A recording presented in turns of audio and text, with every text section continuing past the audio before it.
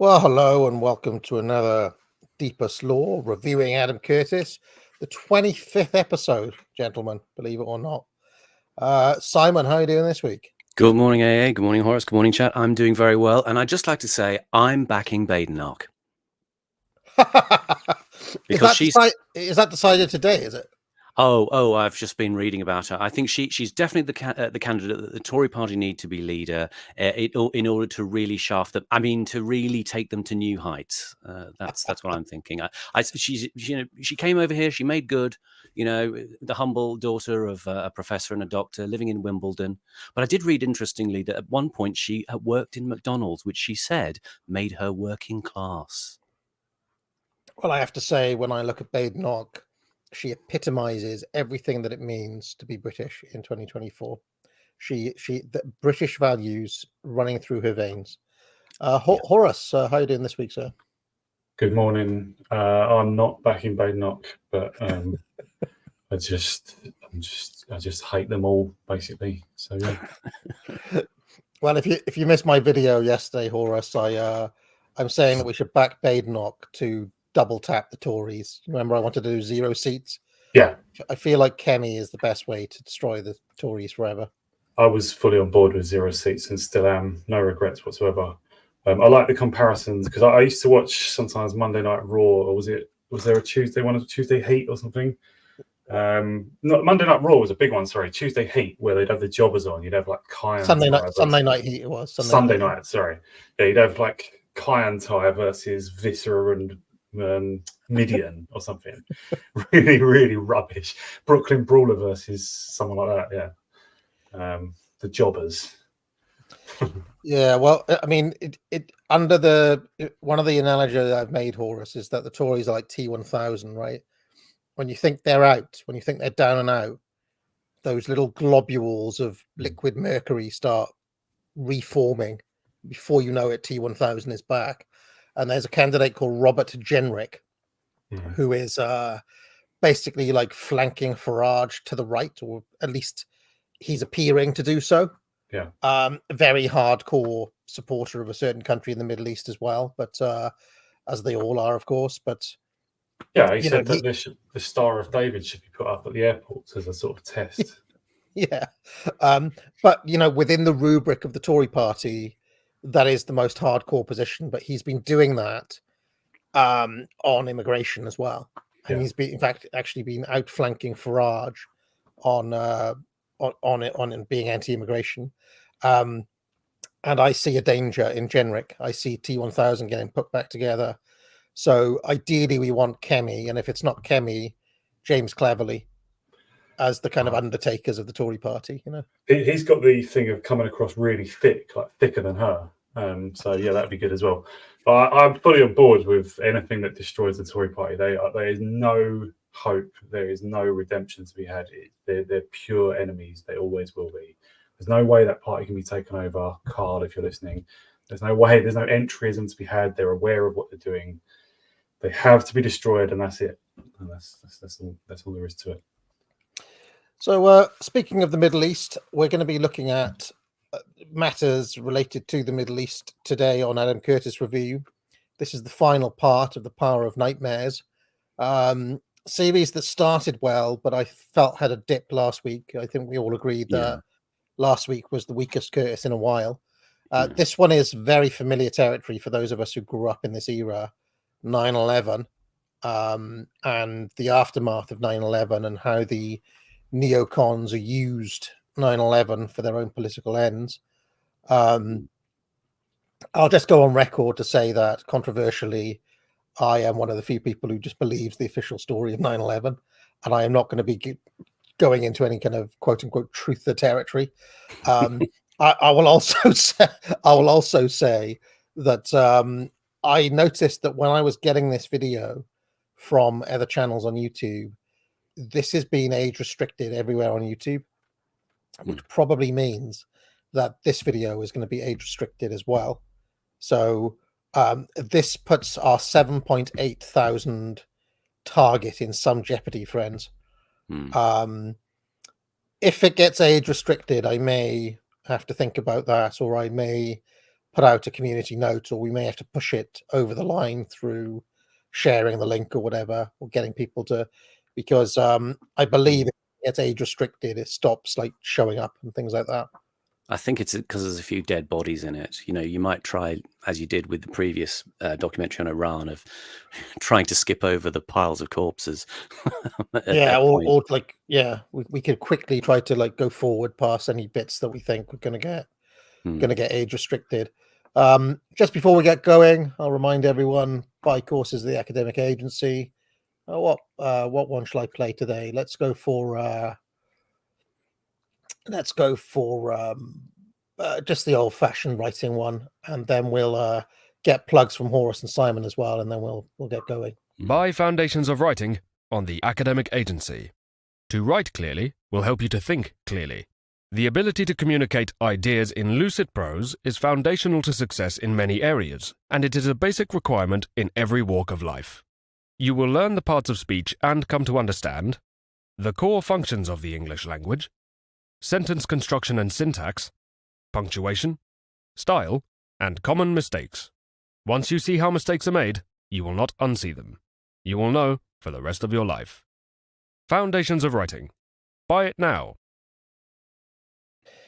Horace, anything you want to plug, sir? My new article on Substack. Hoping to finish that today. So if anybody wants to follow me on there, eternalhorace.substack.com. Simon? I'd just like to pay a compliment to one of my followers, the Cavassier, who very generously sent UAA some Yamasa Davidoff cigars. And I'm wondering if you give us a mini review of how well they went down. Well, I've only had one so far, partly because it's been incessantly raining. So I've switched to having shorts. You know, you can have these little short cigars that only take 20 minutes because it's just never stops raining. But the one I had, I have to say, significantly stronger than the sorts of cigars I generally smoke, which are Cubans. Cuban cigars, despite their reputation, are not that strong in terms of their nicotine kick. This one I had, it was a combination of the fact that I hadn't eaten for a while. I was rushed because I had to pick up the little one, and they're very big, these cigars this guy sent. I got a headache after smoking it. Sometimes if you smoke a cigar a bit quickly, or if it has a lot of nicotine, you get a headache. I don't know what you call it, like a not quite the cigar sickness, but it gave me a headache. So I need to have a second one to kind of have it at a more leisurely pace. And after I've had a full meal in the evening, that would be the best. And without no strobe lights on and no tie-dye clothes. And but it does happen occasionally. If you smoke cigars, you'll know every once in a while it can give you a headache, and that one did. So I will, but I'm very grateful to them. There was a bit of a story about them as well, because he sent them to the post office, but in their infinite wisdom, the Royal Mail did not send it to the post office. They sent it to this little flat right next door to the post office. So they were extremely unhelpful in the post office. Pakistani family, some of the rudest people I've ever met, but let's not say it. In fact, I've never gone into that post office and come out without kind of cursing these people, because they're so, when you go in somewhere and it's like they're doing you a favor, or it's like you've kind of pissed them off because you're trying to post a letter or something. They're always like that in this bloody, it's like a half corner store, half post office. Yeah. And I always go home bleeding and swearing about them. Like I was like, I've said to my wife a number of times, like, if I tell you what, next time I'm going to go down there. When somebody makes you that angry. But anyway, I went there 3 times, and they were just all unhelpful. So then I was like, right, well, you sent me that map, and I went round. It's like, it's got to be here somewhere. And cigars, they're expensive. They're going to be wasted. Most people don't smoke them. So I had to go round, like, knocking on door by door. And I was like showing this little map to people. And I will say that one of the houses, the chap was very, very helpful. And he said, I know where that is. It's the little flat right next door to the post office. And so it was. And a young woman had them. Oh. And yes, she came down scantily clad. I was like, ooh, this is an interesting it's a carry-on situation emerging. Yeah, very much. I was like Kenneth Connor, Was she literally in a sort of diaphanous negligee? It's like she just slung on a kind of nightie or something, she was like, I'll get your cigar, sir. It's pure competency crisis stuff, isn't it? Because it's not the era of where you would go into the post office and the chat with him, good morning, sir, and he'd be wearing a Fair Isle pullover, and he would just be able to. He'd be capable of dealing with stuff. These days, you ring people up in a professional capacity, and when they answer the phone, you explain something to them. It's as if they're startled that you're actually calling them. Do you know what I mean? They have no capacity to deal with things on the fly and just fix the problem. they just kind of can't do it. I mean, in this case, they don't recognize the flat directly next door to them, because you sent me the picture, right? You sent me the map.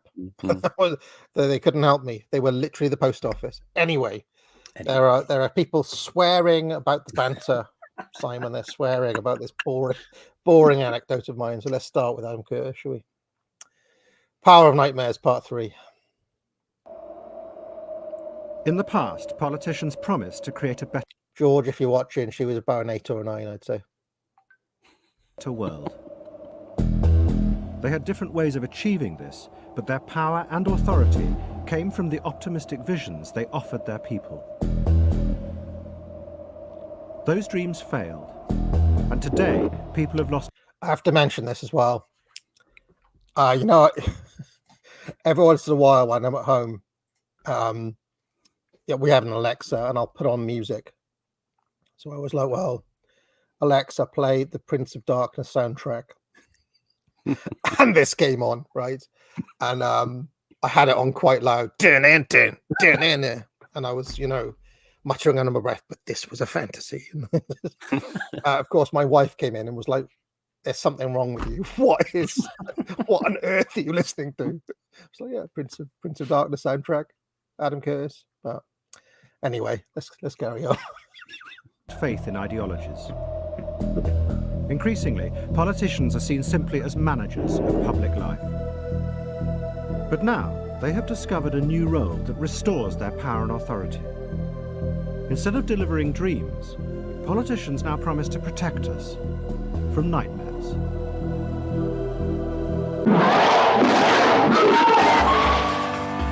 They say that they will rescue us from dreadful dangers that we cannot see and do not understand. And the greatest danger of all is international terrorism, a powerful and sinister network with sleeper cells in countries across the world. A threat that needs to be fought by a war on terror. But much of this threat is a fantasy which has been exaggerated and distorted by politicians. It's a dark illusion that has spread unquestioned through governments around the world, the security services, and the international media. This is a series of films about how and why that fantasy was created, and who it benefits.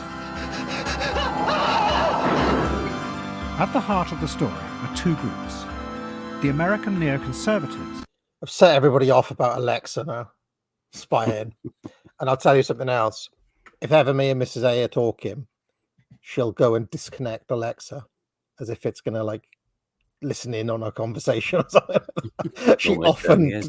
She often goes and disconnects Alexa. So there we are. I wouldn't have one in the house at all, but that's me. But people are, really though, I just assume I'm being spied on at all times and all places, and the government know all things about us. So Yeah, You need it to, was. you need to have your phone out of the room at the same time if you're going to do that. Yeah, That's also a Exactly. spying device, isn't it? yeah, exactly. I mean, Anyway, And the radical Islamists. Last week's episode ended in the late 90s, with both groups marginalised and out of power. But with the attacks on September the 11th, the fates of both dramatically changed. The Islamists, after their moment of triumph, were virtually destroyed within months, while the neoconservatives took power in Washington. But then, the neoconservatives began to reconstruct the Islamists. so already we've got Brian Eno monetization hit and the dead Yeah. bodies age restriction. Brilliant, we're doing Oh, well, man. lads. and screaming holy.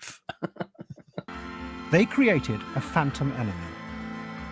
And as this nightmare fantasy began to spread, politicians realised the new power it gave them. Do you know the source of that movie clip there? That seemed Yeah. to be, is it Sinbad?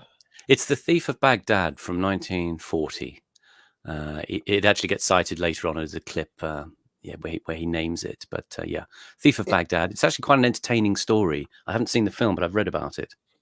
Is the Thief of Baghdad also the source for the kind of Arabic-looking gentleman in the Yeah. title sequence as well? Yes, indeed. And I think that might be Conrad Veidt, who plays the character of Jafar, who I think is some sort of mage character. But very early colour, that 1940. Yeah. It's I think- funny. Sorry, go on. Well, I think Wizard of Oz in 1939, and that's typically cited as the first proper colour movie. So, and anyway, go on, Horace. Oh, I just heard of Conrad Veidt for the first time a couple of days ago, reading a book about like the I don't know the radio war, the broadcasting war that happened just before the Second World War, where people were like illegally broadcasting into each other's countries. And Guy Burgess, the Soviet spy, was at the heart of it. The Joint Broadcasting Committee. This is all going to be in my new Substack piece. And Conrad Veidt was one of the guys they used to do, readovers, speak over, narratives. I never heard of him before. He appears to be a famous actor. That happens quite often, where you come across someone and then you come across them again really quickly Yeah. afterwards. It's From funny. another angle, yeah. In a deeply disillusioned age.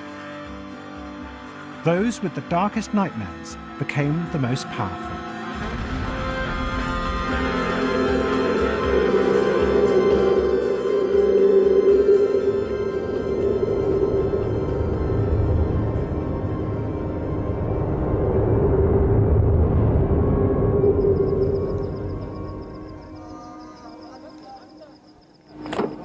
At the end of the 1990s, Osama bin Laden had returned to Afghanistan.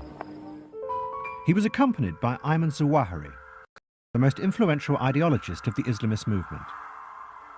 For 20 years, Zawahiri had struggled to create revolutions in the Arab world, but all attempts had ended in bloody failure. Information about your whereabouts for some time. Where were you? I was just roaming about. In Afghanistan? Somewhere else? Everywhere. I'm a Muslim. Being a Muslim, you are wanted everywhere. Because if you say no to the superpowers, this in itself it's a crime. You are wanted for. Yeah, but it is easy for you to move around. It's the grace of Allah subhanahu wa ta'ala. He is greater than a superpower. Zawahiri was a follower of the Egyptian revolutionary Said Qutb, who had been executed in 1966. Qutb's vision had been of a new type of modern state. It would contain all the benefits of Western science and technology, but it would use Islam as a moral framework to protect people from the culture of Western liberalism. Qutb believed that this culture infected the minds of Muslims, turning them into selfish creatures who threatened to destroy the shared values that held society together. Throughout the 80s and 90s, Zawahiri had tried to persuade the masses to rise up and topple the rulers who had allowed this corruption to infect their countries.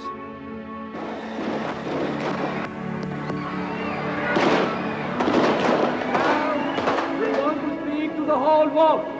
Who are we? But the revolutionaries became trapped in a horrific escalation of violence, because the masses refused to follow them. Islamism failed as a mass movement, and Zawahiri now came to the conclusion that a new strategy was needed. They had no revolution at all. I mean, they had failed in their takeover. They had failed to topple the powers that be. And, they became more and more interested in this idea that only a small vanguard could. They learned elite theory in real time. Yeah. That is basically what is being said here. So the basic cycle that Curtis is describing is that, at first they tried to inspire the masses, that failed. Then they tried to punish the masses, and that failed. And in this episode, what you see is they learn something about performative politics. They try to impress the masses, and that becomes the sort of keynote for where politics ultimately finds its meaning and resolution. And I think it's last week's dip that we felt, I think, was probably because of the sort of protracted and relentless expositional nature of it, because we're leading up to Curtis's thesis now. Last week it was just a sort of catalogue of Islamist violence with ever diminishing returns and neocon cultural fervor, but this is where he's going to hit us with his big idea. And I have to say, at this point, you have to remember the impact of The Power of Nightmares at the moment it came out was very, very significant. It was highly disruptive to say that Al-Qaeda was not the kind of Bond-like supervillain spectre organization that it was heavily made to be. And again, I say his montage at the beginning of the documentary is like the sensory barrage of those years that you remember, with every kind of doom scenario and explication of terrorist methodology played out, to blind you in a sense. And that's Curtis's idea. Simon, there's a chap in the chat saying, "Who is Adam Curtis? I am watching for the first time." Can you remember the episode where you went over some basic Curtis details? I think it was episode 2 when we did the Mayfair set, and I did my sort of Foundations of Adam Curtis ramble to give you some background. But Curtis essentially, was a sort of TV journalist, started in the 70s on the consumer program That's Life, and went on, obviously, as we know, to do these documentaries. I outlined some of his influences.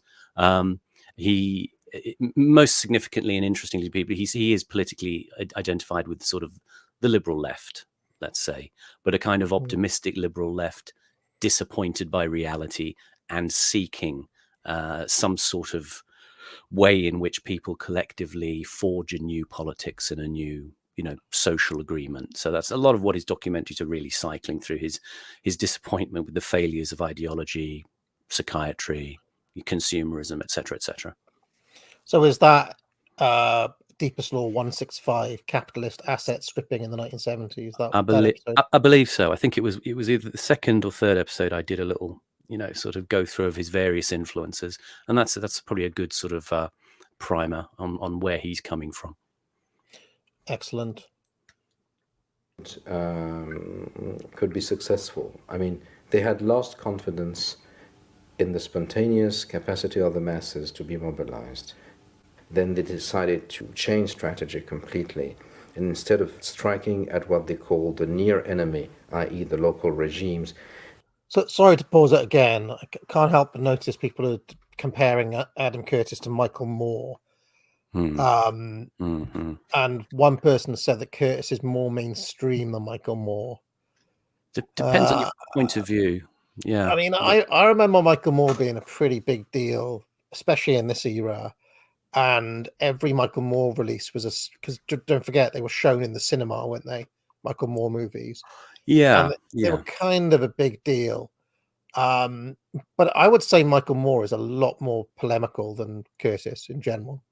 And a lot less sophisticated, I think, as well. You got to remember Michael Moore. I remember him starting in the 90s with his TV shows of, trying to sort of satirize corporate figures, and he would get things like, Crackers the crime-fighting chicken to come in and sort of try and humiliate people in the lobbies of big companies. And then he did I think people are thinking of his Fahrenheit 9/11. Yeah. Which was compared with Power of Nightmares. I mean, one of the things I was going to go on about today was you've got to remember there's pushback to the Power of Nightmares. It was very persuasive at the time, but there was a lot of pushback, especially from American neocons, National Review types, who sort of had a go and said, well, this is sort of, slightly more arty, Michael Moore level, anti-American propaganda. Did any neocon ever call Adam Curtis an anti-Semite out of interest? Was that ever levelled at him? No, not that I can see. There were mainly defences of the figures that Curtis. Last week we saw Richard Pipes, who was the chap who was talking about how if the Soviets aren't apparently doing something, it means they're doing something. And he sort of came in for criticism, from Curtis's presentation, I suppose. The editing, people said it made him look like a kind of amiable dupe in some way. But he actually hit back at Curtis afterwards, and he said because there was his footage was set against a lady called Anne Kahn, I think, who was a disarmament expert, and she was saying that his assertions were fantasy. And he said the allegations made by Miss Kahn and others about Team B, that was the group who were assigned to sort of look at Soviet strategic thinking. The allegations are so preposterous that I would be at a loss to answer them. They are similar to those made by the Holocaust deniers. That sort of thing leaves you speechless. And there were defences of people like Michael Ledeen, who we saw last week, who, on the neocon right, they saw him as a kind of maverick, but then they didn't see him as the kind of master of, Black Ops disinformation, which he clearly was. He's kind of a nasty piece of work. I mean, he even went after people who were relatively innocuous, like Jimmy Carter's brother, Billy Carter, who was basically a businessman who ran a brewery, and he tried to sort of implicate him as taking money from Libya. So there's an interesting sort of nexus around those neocons.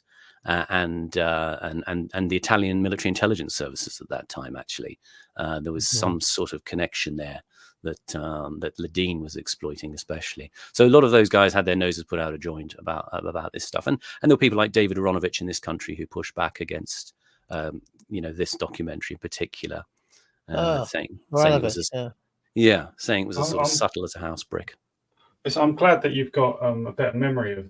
Well, I wasn't aware of all that at this time. I didn't really know. I mean, I knew who the neocons in this documentary were, but I wasn't aware of how international they were, because they've got in this country, David Aronovich, but all the people who were in the Euston Manifesto, right? Yes. Henry Jackson Society. You've got the younger generation of people like Douglas Murray as well. And you've got people like Michael Weiss. And across Britain and America, and also Israel, I guess, there's a certain international media that is ready to leap into action at moments like this. And they're also well embedded at the Times, New York Times, loads of other publications, alongside their own ones, which is like National Review, Commentary, probably Encounter if that's still going, But yeah, they were. And the Commentator in Britain, that was another one as well. But yeah, they are organised and they are aggressive. They will stand up for each other and their cause. Interestingly, there's two things to mention. One thing that you could argue is that Curtis's documentaries were shown on BBC Two, and he has got some kind of institutional defence because he's part of the BBC. So an attack on Curtis is an attack on the BBC per se, who have some kind of immunity, basically. And the BBC is not simply Zionist; they are kind of divided as well. So. Yeah, and the BBC has always kind of had that defense mechanism, really, especially from the American right. I mean, if you imagine you're a BBC guy, you just shrug, right? Oh yeah, some American Republicans have said this, so what, type thing. And some people are very conscious of that. Some of his detractors had pointed out, because in this episode he uses clips from programs from the BBC that were sort of hyping up the threat of the dirty bomb and the hysteria around organized terrorism. And they were pointing out, well, the irony is that the executive producer of The Power of Nightmares is the same executive producer who produced lots of that material. And Curtis kind of pleads that, this is the BBC's plurality in play, that, I'm aware of that stuff, but they let me do this as well, knowing that, it would present these, my own, counter myths, so to speak. The other point I want to make is that on the Wikipedia entry for The Power of Nightmares, it's got a section on comparisons with Fahrenheit 9/11. Yeah. And I have to appreciate Curtis's sniffy contempt. Yeah. He says Curtis attempts to distinguish his work from Moore's film, describing Moore as a political agitprop filmmaker, Yeah. arguing that you'd be hard pushed to tell my politics from watching The Power of Nightmares. Yes. Michael Moore's films are terrible. Like I went to see Fahrenheit 9/11 at the cinema because I was quite excited. I thought like people had told me, "Oh, he's going to tear apart the myths of September 11th," and he doesn't. He just creates another one, like just a sort of. It was about the Bush and Saud families like helping each other out. It's a complete twaddle. Like his films are awful. Adam Curtis's stuff. I mean, this Power of Nightmares is arguably one of the weaker ones, but it's still much more interesting, much more thought-provoking than anything Moore's done ever. Yeah, it dates. I mean, its takes are like you were saying at the beginning, AA, about not getting down the the sort of conspiracy rabbit hole, so to speak, or whatever. But I mean, I watched Ryan Dawson. He's a regular guest on Judge Knapp, and he did a big 5-hour documentary about 9/11. With another explanation, let's say, than or another take, another angle from Curtis, and it's very interesting. It's artistically detailed. And if you can find it, as I say, it's about 5 hours long. Go away and have a look and see what he says. And as I say, you've got to emphasize that we know so much more now than we did then. There wasn't any. Remember, all this stuff we're on now, this social media, YouTube channels, this sort of hyperactivity of Twitter, that didn't exist. Well, Twitter didn't exist, I think, until 2007, 2008, and this is 2004. So remember, there wasn't. Countervailing narratives weren't easily available unless you were sort of you're bouncing between the Daily Telegraph and the Guardian, and that was it. Like blogging was beginning to burgeon, but only beginning. Yeah. I used to find like renegade stuff about alternative views of history and conspiracy theories, but it was at separate websites, obviously, and you found them by someone linking them to you, one individual saying you might be interested in this. Things did not go viral. There was no virality at that time. Yeah, I think MySpace hadn't even come about yet. But it's good that you remember a lot about this time as well, because I had forgotten until you mentioned it that there was something. I mean, the neocons had sufficient kind of intimidation power that there was. I mean, not just the neocons, but just the warmongers or the chauvinists in general. They had quite a lot of power over the public. It seemed like you really could get mocked and ridiculed, and in some cases, angrily attacked for questioning these things. It was. Yes. I forgot there was quite a climate of fear. It was surprising that I'd forgotten that actually. You did get this pushback with. I mean, there was a guy, he's a Fox anchor called David Asman, who sort of did a very sulky kind of low IQ review of the Power of Nightmares. He says, the essence of it is that the US fabricated the terror threat, and other people said, well, he's doing somebody said he's hooked on the Chomskyite visions of America, America with a K, as the font of all evil, and he's not interested in digging for the truth. So there was a very ferocious pushback, and I think Curtis himself said it wasn't put out in America, certainly initially anyway, or they wouldn't host it in America. Yeah, especially out of America, you could tell there. I mean, I think I visited America about the same time, and there was a strange climate, and it was authoritarian. It was this was used as an opportunity for all sorts of things, and you were a traitor if you were questioning this stuff. It was screened at a couple of art cinemas in New York. Yes, he did. Yeah, he did no film audience. cuts. He said none of the networks would show it, not even HBO, who was sort of building up a rep as a kind of liberal, artsy kind of channel. Now, before we continue, I have to mention we've given him a hard time, but it appears that Brian Eno may be an academic agent watcher, Simon. Fantastic. Let me show you this on screen. Look at that.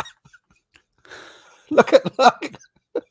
All of the Brian Eno copyright claims have just been released. God bless Brian Eno. We love Brian Eno. All right. I actually do quite like Brian Eno's music. His ambient. Well, so do I. It's quite nice stuff. And I'm happy to emphasise that if it helps you get a bit of copyright cash. We're celebrating Brian Eno. We're not ripping him off. That they could strike at the faraway enemy, i.e. at the West, at America, and that would impress the masses, and the masses would be mobilized. Zawahiri and bin Laden began implementing this new strategy in August 1998. 2 huge suicide bombs were detonated outside American embassies in Kenya and Tanzania, killing more than 200 people. The bombings had a dramatic effect on the West. For the first time, the name bin Laden entered the public consciousness as a terrorist mastermind. The suicide bombers had been recruited by bin Laden from the Islamist training camps in Afghanistan. But his and Zawahiri's operation was very much on the fringes of the Islamist movement. The overwhelming majority of the fighters in these camps had nothing at all to do with bin Laden or international terrorism. They were training to fight the regimes in their own countries, such as Uzbekistan, Kashmir, and Chechnya. Their aim was to establish Islamist societies in the Muslim world, and they had no interest in attacking America. Bin Laden helped fund some of the camps, and in return was allowed to look for volunteers for his operations. But a number of senior Islamists were against his new strategy, including members of Zawahiri's own group, Islamic Jihad. Even bin Laden's displays of strength for the Western media were faked. The fighters in this video had been hired for the day and told to bring their own weapons. Bin Laden kayfabe, look at this. Bin Laden kayfabing his own strength. Amazing. Yeah. Beyond his own small group, bin Laden had no formal organization until the Americans invented one for him. In January 2001, a trial began in a Manhattan courtroom of 4 men accused of the embassy bombings in East Africa. But then, 3,000 miles away, he missed that one. But the Americans had also decided to prosecute bin Laden in his absence. But to do this under American law, the prosecutors needed evidence of a criminal organization, because as with the mafia, that would allow them to prosecute the head of the organization, even if he could not be linked directly to the crime. And the evidence for that organization was provided for them by an ex-associate of bin Laden's called Jamal al-Fadl. During the investigation of the 1998 bombings, there is a walk-in source, Jamal al-Fadl, who's a Sudanese militant who was with bin Laden in the early 90s, who has been passed around a whole series of Middle Eastern secret services, none of whom want much to do with him, who ends up in America and is taken on by the American government effectively as a key prosecution witness and given a huge amount of American taxpayers' money at the same time. His account is used as raw material to build up a picture of Al-Qaeda. The picture that the FBI want to build up is one that will fit the existing laws that they will have to use to prosecute those responsible for the bombing. Now, those laws were drawn up to counteract organised crime, the mafia, drugs crime, crimes where people being a member of an organisation is extremely important. You have to have an organisation to get a prosecution. And you have al-Fadl and a number of other witnesses, a number of other sources who are happy to feed into this, who've got material that looked at in a certain way can be seen to show this organisation's existence. You put the two together and you get what is the first bin Laden myth, the first Al-Qaeda myth. And because it's one of the first, it's extremely influential. Pause a second. The picture It's just, I do just wonder why this, what was so important about prosecuting Al-Qaeda in America for, the crime that these guys had committed in Kenya and Tanzania? What was it that, why was that so important? And also, is that really the first time that the term Al-Qaeda was used? Because they're referring to the RICO laws, right? The RICO statute. Racketeering and so on.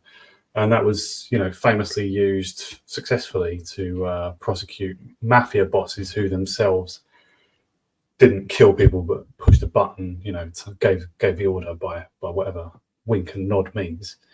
And obviously that does enable you to prosecute bosses who don't pull the trigger themselves.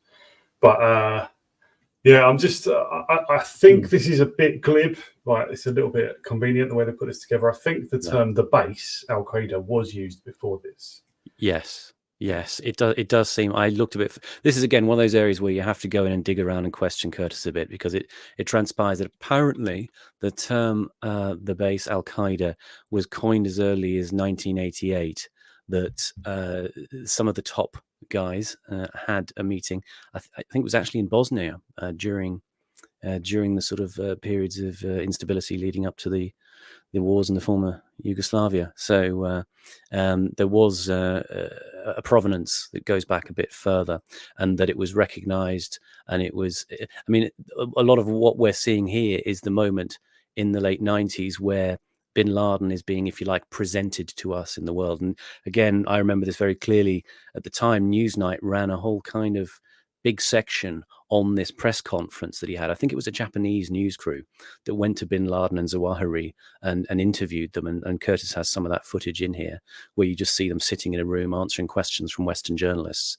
And so it was very much the sort of, if you like, we were being primed. You know, I'm not trying to be too conspiratorial, but there was this sense in which he was being noted as a figurehead, from the previous episode where it's made out that, well, they were just using him for his money and he just kind of fell into it. I wondered, to answer your question, Horace, about why they were using these laws. I wonder if it was because of the embassy bombings that maybe he was sensed to be going off reservation somewhat as someone who had, if you like, had to some degree of blessing, I suppose, before, or a blind eye, at least from the State Department. I don't know. Yeah, which he must have had in the 80s, right? So yeah.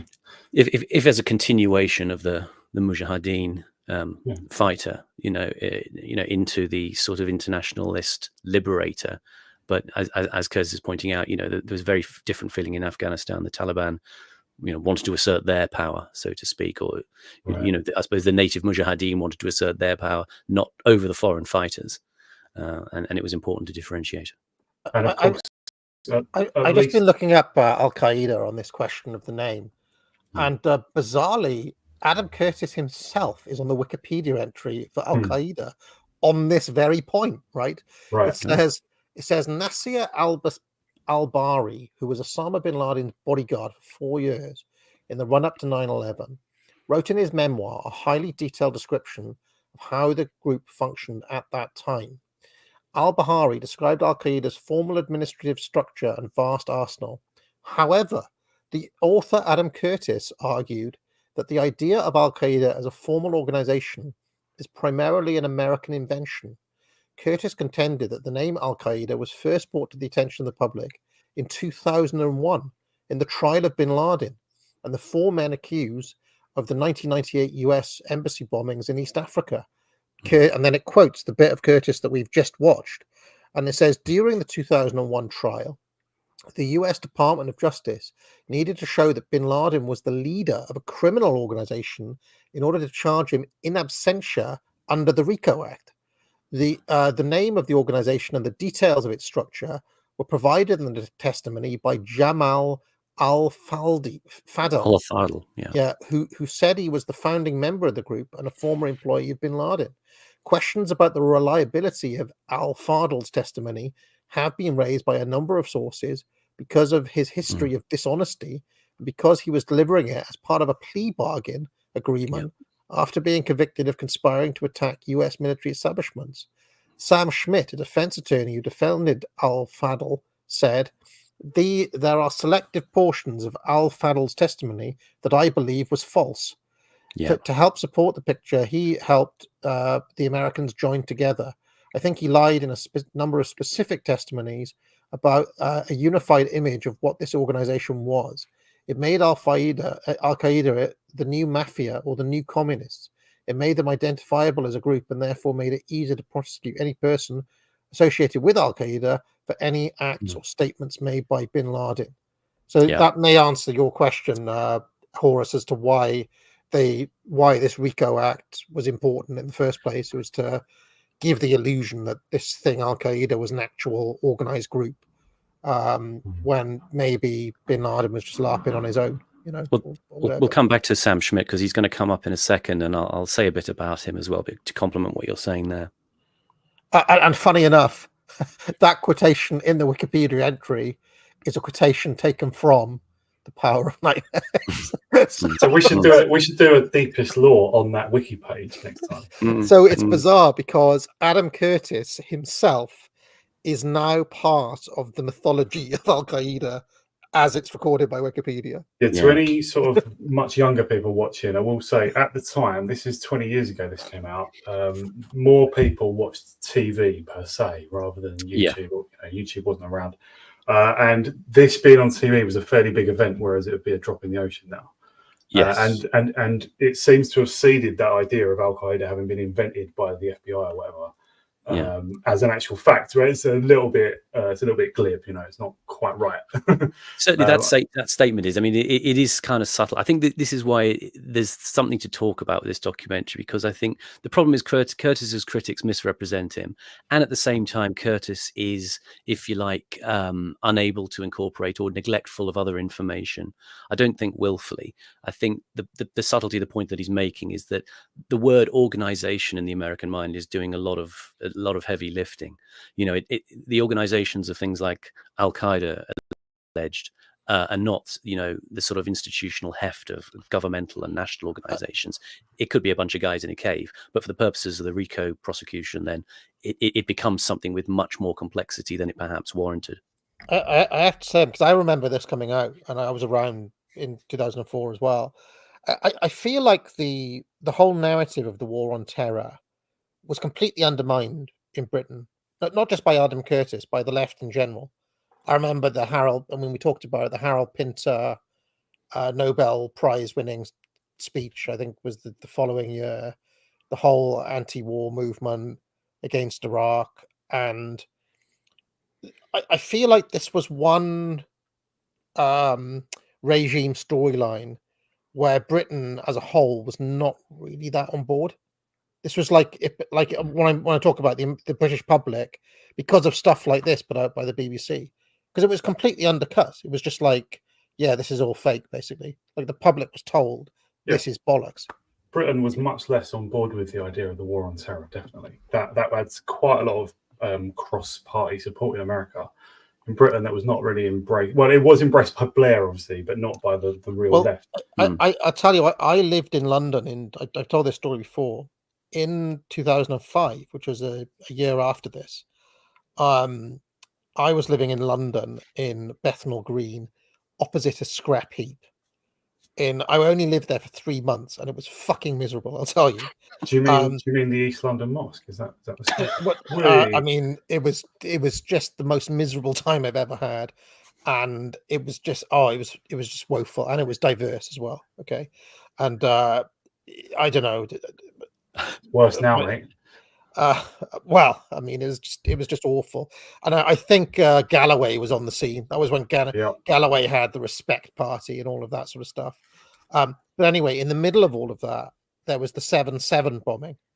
Do you remember the bus and the 2005? Yeah, that was 2005, and I was in London at that time, and my girlfriend at that time, was completely freaked out by the bombing and wouldn't use public transport.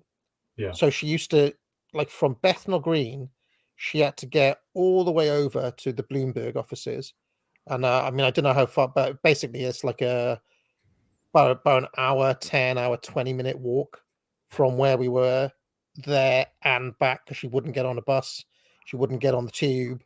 And I remember that happening in London did change the narrative on the ground. And in fact, when I was looking at Power of Nightmares wiki entry, it was due to be aired somewhere. Power of Nightmares was in Australia or New Zealand or something. And the fact that the London bombings happened basically caused that showing to be cancelled. So I do think that what was it, 7/7? I think it was. It was in July. Yeah, Those bombings did change the narrative on the ground, because all of a sudden, literally, journalists in London were affected, and Yeah. you know, now they took it seriously. And the security theatre hyperdrive took over, you know, and became, I mean, we've kind of maybe forgotten it now or just internalized it. But yeah, I think the idea of you, by the way, living in London opposite a scrap heap is, I'm getting a sort of image of a sort of Samuel Beckett play, sort of AA, sort of grumbling as he stares at this scrap heap, which represents this It collapse was rough. of the It modern was world. rough. I'm I mean, I was picturing trying to like. I had a moment where I thought, well, maybe this was what Steptoe was like or something. Yeah, but yeah, in the yeah. end, I'm picturing. Yeah, you're like a I rag and couldn't. bone man. Yeah. I couldn't dress it up. It was fucking. It was just miserable, and we were living with some like, you know, where you share with random people, and they were from Japan, I think. Couldn't speak a bloody word of English, ate their noodles noisily as well, and literally everybody else in that entire area is a Pakistani, basically. And you know, I had to go for a walk, and just up the road from there is what's that area called, Whitechapel, on the way up to up to Brick Aldgate. Lane. Oh fucking hell! It's just, honestly, that experience, if anything changed me on the ground, that 3 months living in there was like, never again am I going to live anywhere like that. That was about the most foreign occupied part of Britain you could possibly have lived in, right? Oh, it was just horrendous. But anyway, let's. Just as we're about to carry on, I just wanted to mention Alexander Korda here on the screen. He was a major film producer in the 30s, 40s, I think. But I noticed this one is during the war. The thief of Baghdad, 1940. The war is underway, right? Churchill was probably already prime minister. Churchill and Alexander Korda were close. Korda made sure Churchill made loads of money when he was poor from films that didn't actually get made. But yeah, he was part of the very Levantine-dominated movie industry of the 30s. Interesting. Fadl drew for the Americans of bin Laden was of an all-powerful figure at the head of a large terrorist network that had an organized hierarchy of... Just on that point of making movies during the war, I know it's a little bit unrelated, but I was watching some interviews on Wogan with David Tomlinson, you know, the actor who plays Mr. Banks in Mary Poppins. Yeah. And very well-spoken chap. Well, he was an RAF pilot during World War II. And tragically, his wife at the time committed suicide because she was told that their kids couldn't return to England before the end of the war, that they would be stuck in New York until 1945. And she not only committed suicide, but she took the 2 kids with her. Very tragic situation. I didn't know about that. But anyway, when I was looking over David Tomlinson's career, and I found this with the Carry On guys as well, it'd be like, oh, in 1940 he starred in a West End play, then he made this movie, then he was an RAF gunner.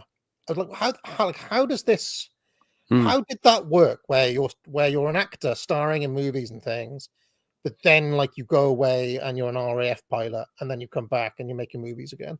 I still don't understand the dynamics of how that, like, how are you still making movies in 1940 when you're also like in the army? Do you know how that worked? I just still don't. I don't know in enough detail at all, but I know a number of the sort of notable British actors obviously signed up for officer commissions, you know, and whether it was nominal or, you know, whether there was active service, you know, I suspect there was less active service, but it was certainly a PR move, because you have to remember at this time we had the Central Office of Information, essentially helping things like, you know, Laurence Olivier put out Henry V as a massive propaganda push for morale in the war. So there was very conscious, you know, cooperation between government and culture. Do you find it odd? But it's also like, because I don't know what my conceptions are. Somebody upbraided me for this the other day in my NATO versus Russia comparison. I basically mentioned the fact that there are people still streaming from Ukraine right now, right? So I was using that as an example of like, well, Putin can't be like going all in on this, otherwise how the hell are people still like doing YouTube streams from their, you know, from their houses? He hasn't turned the energy off, was my point. But then I'm thinking, well, if literally during World War people were, 6 months as an RAF fighter, then do a play, then maybe go back to do something else. I mean, it was like that also happened. So maybe these things do happen in war, I think it might be that like pretty much everyone would have had a call up, but various jobs were considered a reason to at least pause or delay your service for some months. Like I think being an MP, you would still get the call up, but you could say no, maybe things like that. There was like intelligence officers who were doing sensitive stuff, but still went and actually served in combat roles, apparently. There's like propagandists were something like, we need him in London for the next 3 months or something. But you would, and obviously back then, most people wanted to be seen to have served in a combat role as well. Yeah, and certainly there were people who obviously did. I mean, there's obviously the stories about people like Christopher Lee, who allegedly served in the North African Desert War. It's imputed that he served with units like the Long Range Desert Group, the SAS. But I mean, people have cast doubt on that as well, and people like Jimmy Stewart in America, who was in bombers, I think. Just imagine Christopher Lee. That's not how you use a sword, Anyway, let's go on. Control. He also said that bin Laden had given this network a name, Al-Qaeda. It was a dramatic and powerful picture of bin Laden, but it bore little relationship to the truth. The reality was that bin Laden and Ayman Zawahiri had become the focus of a loose association of disillusioned Islamist militants who were attracted by the new strategy. But there was no organisation. These were militants who mostly planned their own operations and looked to bin Laden for funding and assistance. He was not their commander. There is also no evidence that bin Laden used the term Al-Qaeda to refer to the name of a group until after September the 11th, when he realised that this was the term the Americans had given him. Pause. Go on. There's an interesting chap called Peter Bergen who I read a long article about. And I'll post a link to it after this. He's CNN security analyst, but he did quite a detailed appraisal of the power of nightmares, and he took issue with some of these sorts of things.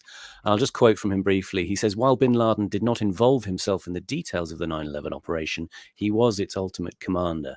In 2002, when Al Jazeera reporter Yosri Fauda interviewed Khalid Sheikh Mohammed, who was imputed to be in charge of the operation, and Ramzi bin al-Shib, who had together coordinated the 9/11 attacks, bin al-Shib told Fauda that he had traveled to Pakistan from Hamburg in late August 2001 to ensure that bin Laden was appraised of the timing of the attacks 5 days before they happened. I mean, this whole thing about being defined by a label that your enemies give you is interesting to me, though, because I just looked up the term neoconservative, for example, and the term neoconservative was first used by a socialist called Michael Harrington, who used the term to define Daniel Bell, Daniel Patrick Moynihan, and Irving Kristol, whose ideologies differed from Harrington's, in a 1973 article in Commentary. Okay, the neoconservative label was then used by Irving Kristol in his 1979 article, Confessions of a True Self-Confessed Neoconservative. Right. So, I mean, in the terminology of wokesters, you'd say he reclaimed the label. Yeah, it was used as a diss by Harrington. Then Kristol reclaimed it. And before that, didn't they call themselves Straussians before that? Well, I mean, this article doesn't say, but maybe they had a different name for themselves, right? But my point is that this kind of the Americans could have come up with the term Al Qaeda or the label for the group or whatever, and then this could be bin Laden doing his Irving Kristol article. Yeah, actually, I am Al Qaeda. So, certainly later on, certain groups were happy to use that name, weren't they? Because it had acquired a cachet by then, in a ridiculous way. But obviously, the American media talking about Al Qaeda as the great global threat, and obviously, and I think it's true what Curtis goes on to say here that they did pump like the American media pumps up the image of Al Qaeda way beyond what it was. That's kind of the point of this, right? It's going back to the genius. Then it becomes a name worth using. Yeah. It's going back to the genius of Bernays again. It's branding. It's that thing that sort of stamps it right into the consciousness, making that connection. And of course, both sides can see the value of it at that point. Do you think that's going to work with James Lindsay and Kissing calling like people like us? Oh, definitely. The woke right. How long before we go like, yeah, actually, I'm a self-confessed woke right. I am woke right. I'm just literally putting the finishing touches to my shrine of St. Michael and Araman. Araman, right now. This woke right thing is really feeble, and these guys have got some money and some backing behind them, and it's just not sticking at all. Like even people way to the left of us are laughing at it. It's really funny. Like Benjamin Boyce, who's like a really nice chap. He's like a really I did a show with him. Yeah. He just thinks it's complete twaddle as well. It's really funny. It's not going to stick at all. It's a fail. I mean, Lindsay's explanation, it seems very convoluted to me because it strikes me that it works at a much more basic level. It really is something that he's using to appeal to the liberal conservative by saying, essentially identifying people on the right who, he claims are woke because, like the woke, they're intolerant of the sort of liberal centre. So it's lashing out at the fact that, people simply don't buy what James Lindsay has to sell. And intolerant or identitarian, obviously. Yeah. So trying to sort of create that connection in the kind of low information mind, let's say. Just like to dedicate this week's reviewing Adam Curtis to Araman. Here's to Araman. All hail Araman. Speaking of woke right as well, it's not really any different. I mean, alt-right was used as a pejorative as well, but obviously the alt-right of the time did happily take on that name for a couple of years. So yeah, that did happen then, but it's just with woke right just doesn't sound fun or exciting, and it just sounds lame and effeminate, doesn't it? You know what the irony is? That this channel, since I made it back in 2016, has been called Radio for Woke People. Yeah. Right. And I called it that because back in those days, woke was not like as householdy. It was more of a kind of leftist in term or whatever back then. It's become like very mainstream now, and it's now a very kind of cringe thing. But I was using it ironically. I was like, well, actually, you're really woke if you have the same sort of views as me. That was how I meant it. But it's kind of left it there now as a kind of the use of the word woke like flip-flopped several times, didn't it? Because originally it was, I think, like black people used it to describe blacks who were awake to how the world really is. Right? Yeah, you're woke to the truth. That's how I meant it as Radio for woke people when I made the channel all those years. I think there was a moment of ambivalence about it. I think actually when people were beginning to sort of figure it out, and it's a little bit like the video you did about the way there's been definitional slippage on the word based, over time. That's right. Yeah, absolutely. And noticing. There's a slippage in the word noticing. That meant something much more specific than it's used. Yeah, well, I feel like that one was actively subverted by certain people. But there's also an element by which this happens naturally, where a term is emptied out. If you remember, again, I'm thinking back to 2016 when I made that Radio 4 for woke people thing. Very common back then would be that you'd call the SJW snowflake. Oh, you're a snowflake, right? Mm-mm. And there was a whole period where the only people who would use snowflake were actually leftists making fun of right wingers for getting their knickers in a twist about something or other. So much for the because originally it was so much for the tolerant left. Remember all of that? And then all of those memes were flipped round as the right wing got more hardcore. And it'd be very common to see leftists say, you're such a snowflake, or so much for the tolerant right, and all that sort of stuff. And all of those things were done so much to death that all of those memes are just killed now. Nobody uses snowflake anymore, for example. It always seemed to prove to me the left were way behind on the meme game in that sense. And it's interesting that the MI5 Director General in his speech yesterday, which is summoning the spectre of Al Qaeda again, in a context of, only last year, the Washington Post was saying, well, Al-Qaeda's finished, according to the American intelligence community. So it's interesting how it's surfacing in his speech. But another big point he made was about the canny nature of young people online, and the power of, he does mention memes as a sort of, scare word. So the MI5 have discovered memes in 2024. In a weird way, he's trying to mix down all of these kind of. He admits, he says, the current terrorist threat is 75% Islamism, 25% the far right. But then he does this subtle thing of trying to blend it and say, well, actually, it's a lot of people online who are being misled by disinformation, and there's a sort of bewildering plethora of different kinds of subversion going on. So he's kind of trying to bring the two groups together in a sort of slightly Marxist way of saying a lot of people are suffering from false consciousness here, and that's what we're trying to deal with at MI5. It's not the evil Russians brainwashing us, then, Simon. I thought it was... Well, of course, that is part of the narrative, isn't it? It is his second half of his speech, but he is certainly trying to mix it, and because he knows that the maths are obviously on the side of the fact that it is mostly Islamist terrorism, he's trying to sort of bring up the admixture of the far right, and as we know, what they do to do that, as I think Scrump and Evelyn have done streams on this, is they've been creating very elastic definitions of what the far right is. People like Peter Whittle at the New Culture Forum are far right now because they embrace cultural nationalism and things like that, which fall foul of these new sort of hyper vigilant MI5 definitions.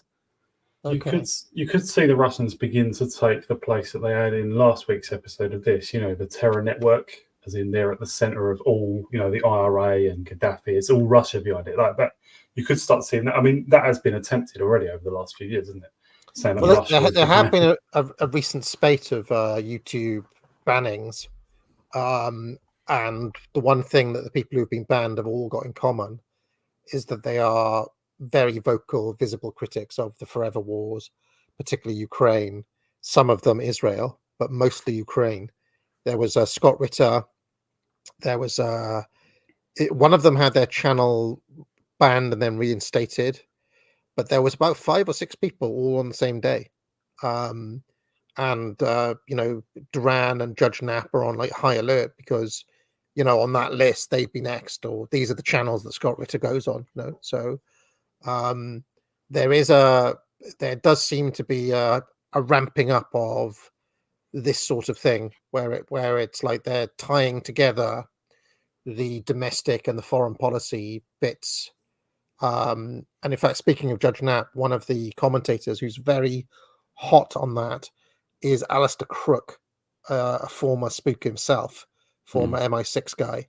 But he has consistently pointed out how the wokery, the domestic kind of, the threat of the far right and the foreign policy against Russia or against Iran or whatever are basically the same. With just that basically they do not tolerate any dissent outside of their kind of worldview, and if you're outside of that worldview, you are an extremist. And whether that's the nation of Russia or, I don't know, Ian, who doesn't like his new neighbors in Bolton or something, doesn't really matter. They're treated the same. Yeah. So. Yeah, it's what you'd expect from bland bureaucrats who've got a fairly shallow understanding of what they're really dealing with.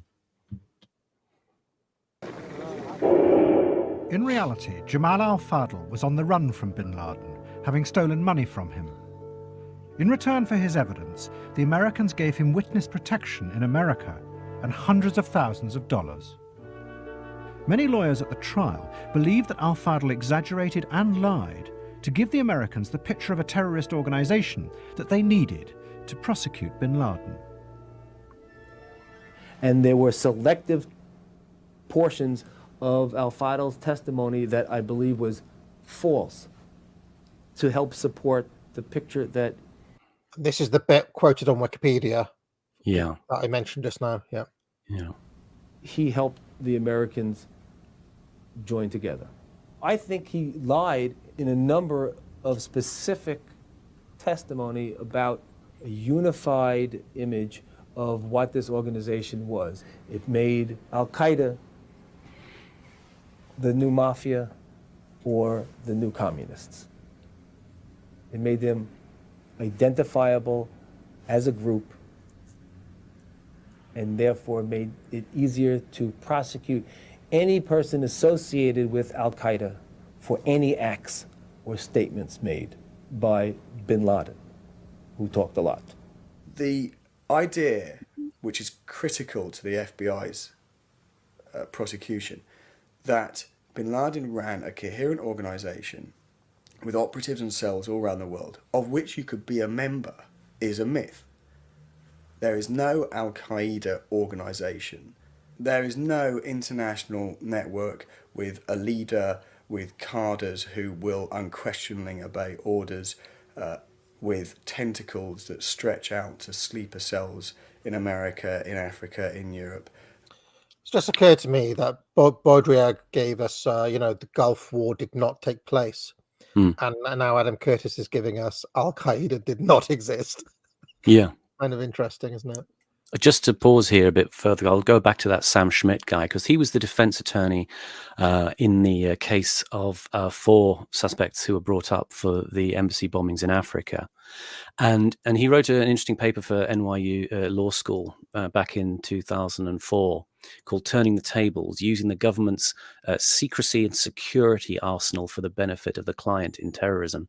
And this, you've got to sort of take what he's saying about Al-Fadl lying in court with a bit of a pinch of salt, because what he and his colleague Joshua Dratel at Harvard Law School discovered that during these cases, that because the government relied so heavily on withholding of classified material, there's something called CIPA, the Classified Information Protection Act, and other things called protective measures. It meant that the defense could advocate to have certain things revealed in court, which the government effectively couldn't reveal because of the protection of restricted information. But in order to appear cooperative with the court, the government would then have to kind of give credence to some of the defense's assertions. So they found they could sort of weaponize the government's own secrecy against it in terms of defending these particular terrorist suspects, because the government was in this impossible position of resisting discovery of secret or classified information. So it had to kind of validate a lot of defense arguments with what they called substitutions and stipulations.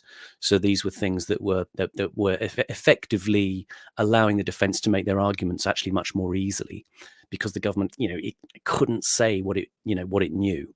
So some of the testimonies that they wanted to sort of subpoena, it couldn't be revealed. But then the government, in order to appear cooperative with the court, would have to, in effect, substantiate the defense's theories, as they were putting it. You could actually go wild with creating theories and creating the implication that the government was holding stuff back and being secretive. And this, again, sort of, in terms of the Al-Fadl testimony, it may be that there was a lot of, he interprets it as Al-Fadl not telling the truth, but it may be that the government was actually putting forward stuff that maybe strained plausibility in the eyes of the defense. But it was the way that they, if you like, protected their intelligence sources and apparatus. And one of the trade-offs of that was the government creating these very powerful narratives to sort of substitute into these case hearings. So the government starts to take this legalistic approach, and it's why perhaps there's such a heavy narrative construction around this war, because we don't know what they know to an extent, and they know in court it has to be played a certain way. In the end, all of those bombers got life without parole anyway. So Sam Schmidt wasn't a particularly good defense attorney in that sense, but it was that he and his colleagues discovered they could kind of twist the government's arm with its own secrecy. So that's an important thing to remember. Even in cases that don't involve espionage and intelligence sources, plea bargaining still corrupts the outcome anyway. People will admit to things in plea bargains that they didn't do in some instances. But with the thing of protecting intelligence sources added in, you just don't get a realistic image of what happened at all. Yeah. So it all becomes theatre. Yeah.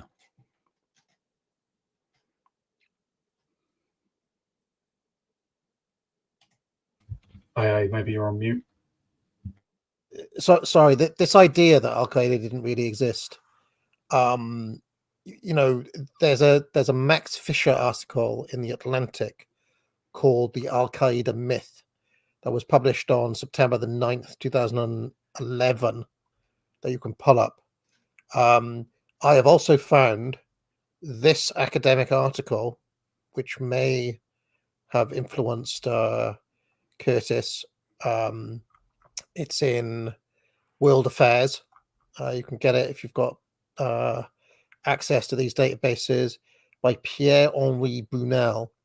And what's interesting about this, it was written in 2004, and it says, Al-Qaeda, according to many intelligence specialists, is not an organized terrorist group formed to fight the US, as the Bush administration has repeatedly alleged.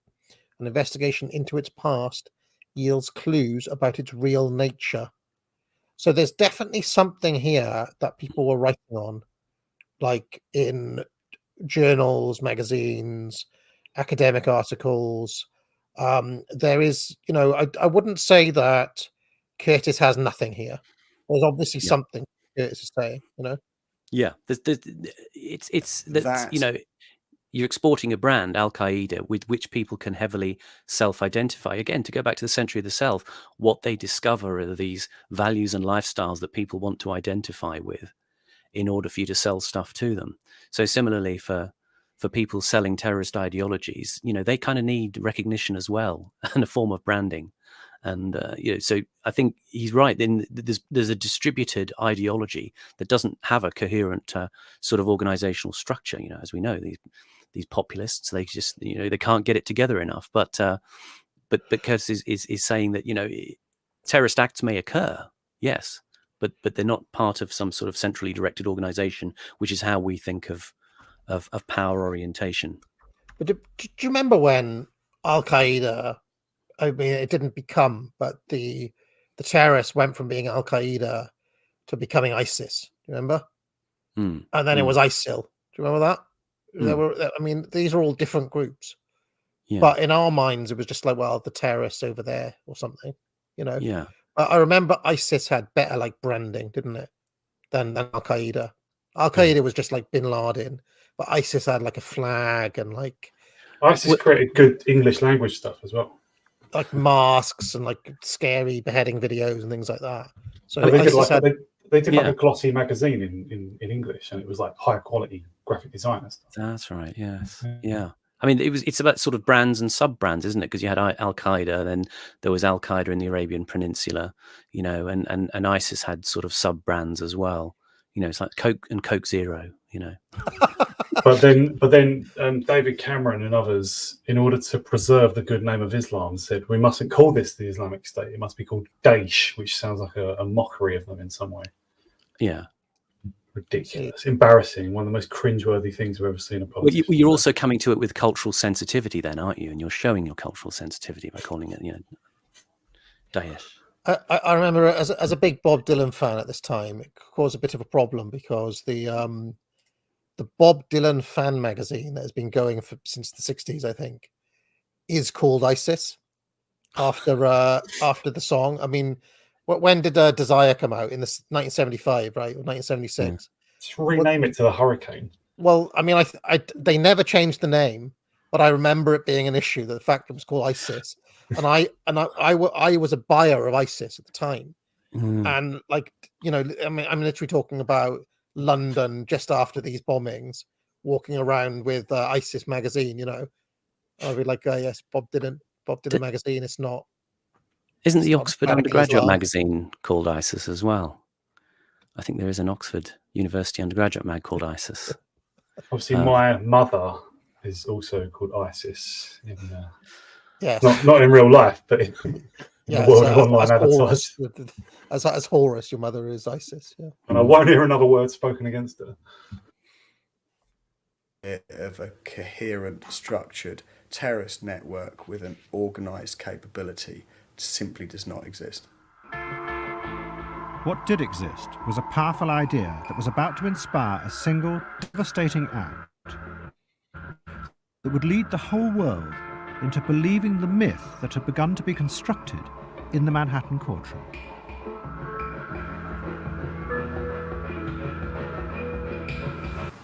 What's this other jet doing? What's this other jet doing? Holy fuck! Oh my God! Oh my God! Jesus fucking Christ! Don't touch it. I'm sorry to bring down this again with yet another Bob Dylan anecdote, Simon. But I remember I was a mess in 2001. I was one of the biggest Bob Dylan fans around. I was obsessed. And I'd been waiting for his new album, Love and Theft, which was released on September the 11th, 2001. Wow. And I had arranged with my friend, who was also a massive Bob Dylan fan, that he would come round and we'd listen to the album together. Well, obviously, our day was fucking ruined by this. And Yes. I'll never forget it because we spent the entire day watching this. Yes. When we were meant to be listening to Bob Dylan's new album. So You could yes. watch the clouds of black smoke blowing in the wind. Well, exactly. Mm. Oh my God! Oh my God! Oh no! Oh my God!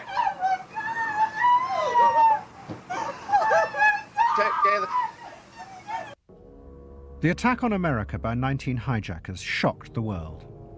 It was Ayman Zawahiri's new strategy, implemented in a brutal and spectacular way.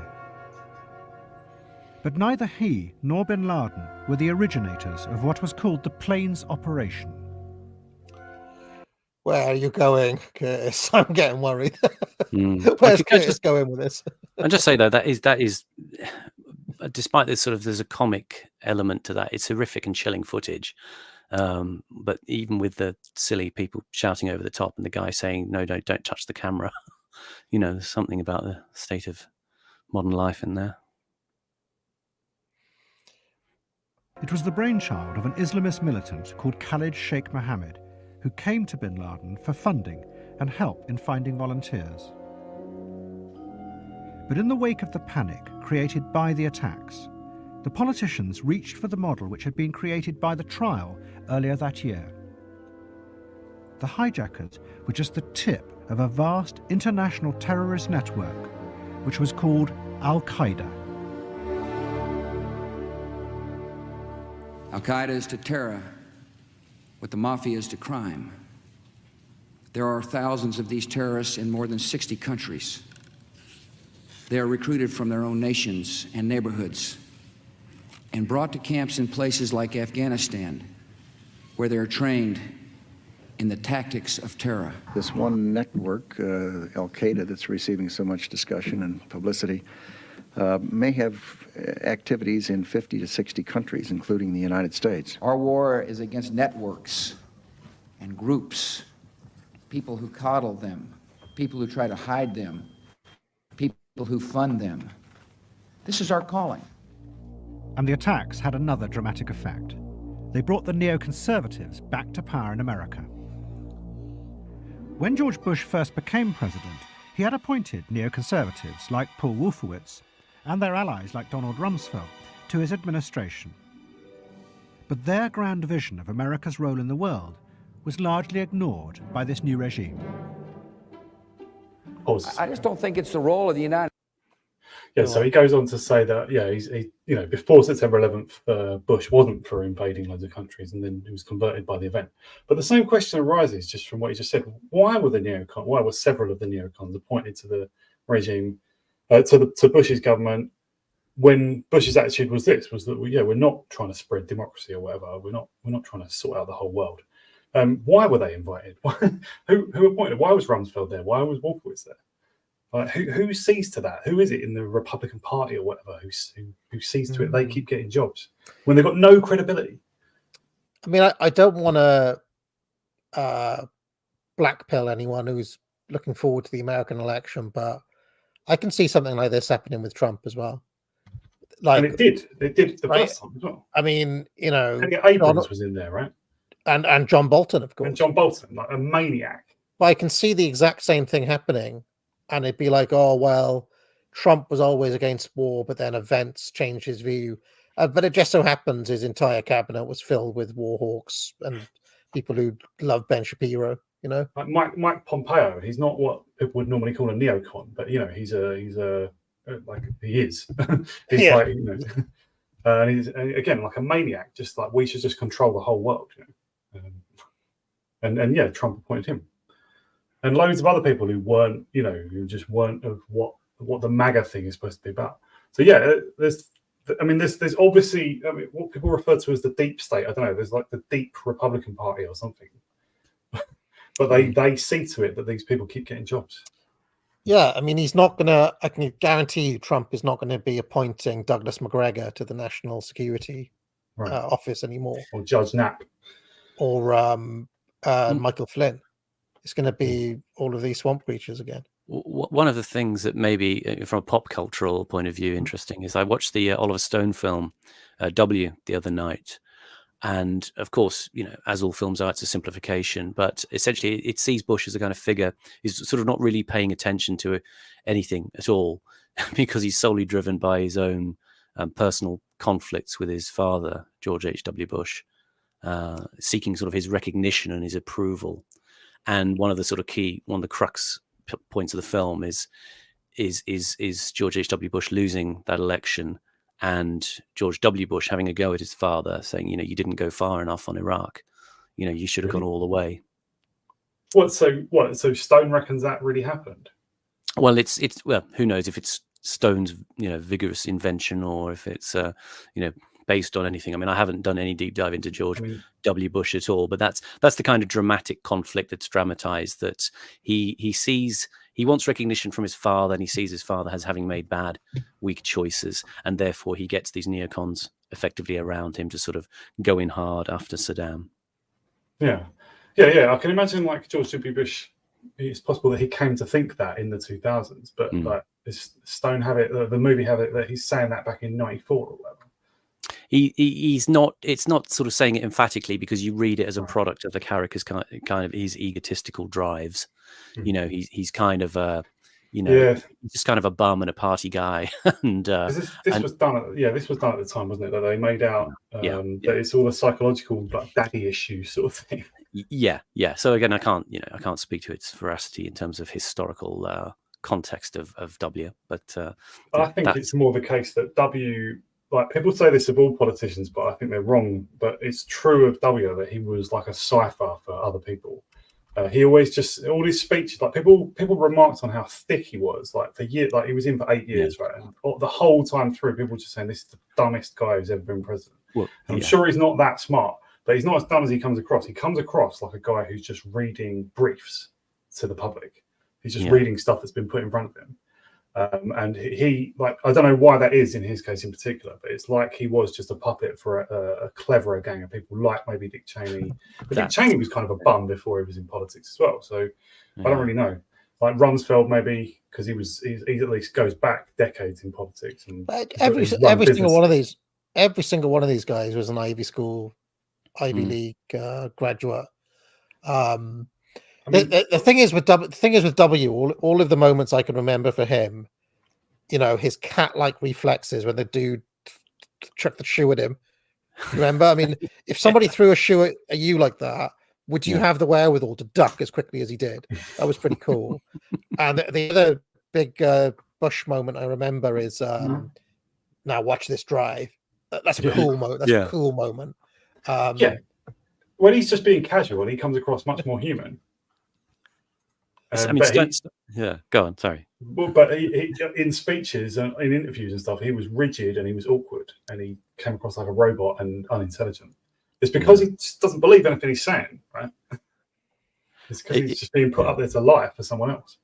Stone kind of alludes to the shoe thing in a sort of vague way with the film, in that Bush has these kind of dream sequence moments where he's in a massive baseball park, you know, with a catcher's mitt on, catching a ball that's coming from high in the sky, you know, and he's kind of, it's part of his fantasy of himself as, you know, he really just wanted to be a kid who played ball and get the approval of his dad, you know, and the end of the film, it ends with a sort of press conference of him becoming increasingly inarticulate and lost, you know, and looking, as you say, or as like, you know, as you know, the George Bush we kind of know of the sort of malapropisms and you know, the sort of odd logic, you know, sort of quite contrasted with the Nixon film, where Nixon does a press conference at the end in the Oliver Stone thing, and it's actually very moving.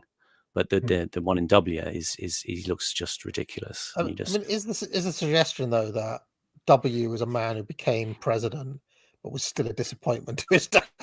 Yeah. His own He dad had was 8 like, years as well. Yeah. He had unlike his dad, he had the full 8 years. But his dad is no, like, I'm still all about Jeb. I would highlight one. Anyway, carry on. I would just like to highlight one other thing as well. Like 4 years after this, there was the election where he ran against John Kerry, and John Kerry seemed like the Democrats just deliberately put up a loser. You know, it was like he was put there to lose, and a jobber. Right, it was like a jobber. Yeah, it was there to take a fall in the 3rd round, sort of thing. I mean, people emphasise that the conspiratorial types emphasised at the time they were both members of the Skull and Bone Society. But that's not. I don't think that's ridiculous. That there may be some link with it, but they're like, these people are all of a similar class, and they all agree that the war has to continue and the war on terror has to continue. And it's not ridiculous to think that they put up a loser, a jobber on purpose at all. So maybe politics was as rigged back then as it is now. Just on that, in the W film, the Oliver Stone film, there's a brief scene with Blair actually, out on Bush's ranch, and basically Blair's portrayed as quite a weak figure. He's that Welsh actor Ewan Grufford, and Bush basically is just bouncing him into going along with it, the invasion of Iraq.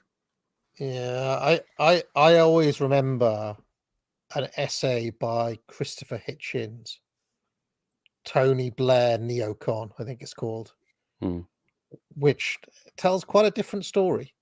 Yeah, that actually Blair was really pretty up for the war, and if anything, he talked George Bush into he basically sold George Bush on the idea of the dossier and being able to sell it to the public, and not, you know, Blair was always big on getting UN approval as well, whatever the hell that means. But in the way Christopher Hitchens tells it, Blair was always a hawk, because don't forget he'd already done Kosovo by this point. So Blair was very keen on the sort of remaking the world along the lines of human rights and all that. I think he really believed in it and still does.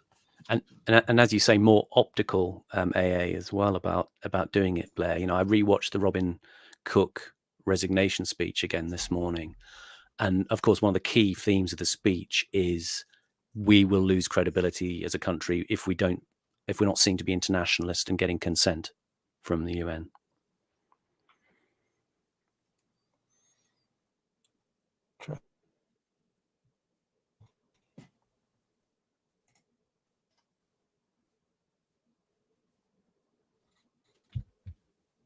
We seem to have... Oh, there's the video reloading. I think the stream crashed just briefly. AA, we can't hear you if you're talking. Has AA's then been invaded? Predicting throughout the 1990s was correct. That America was at risk from terrifying new forces in a hostile world.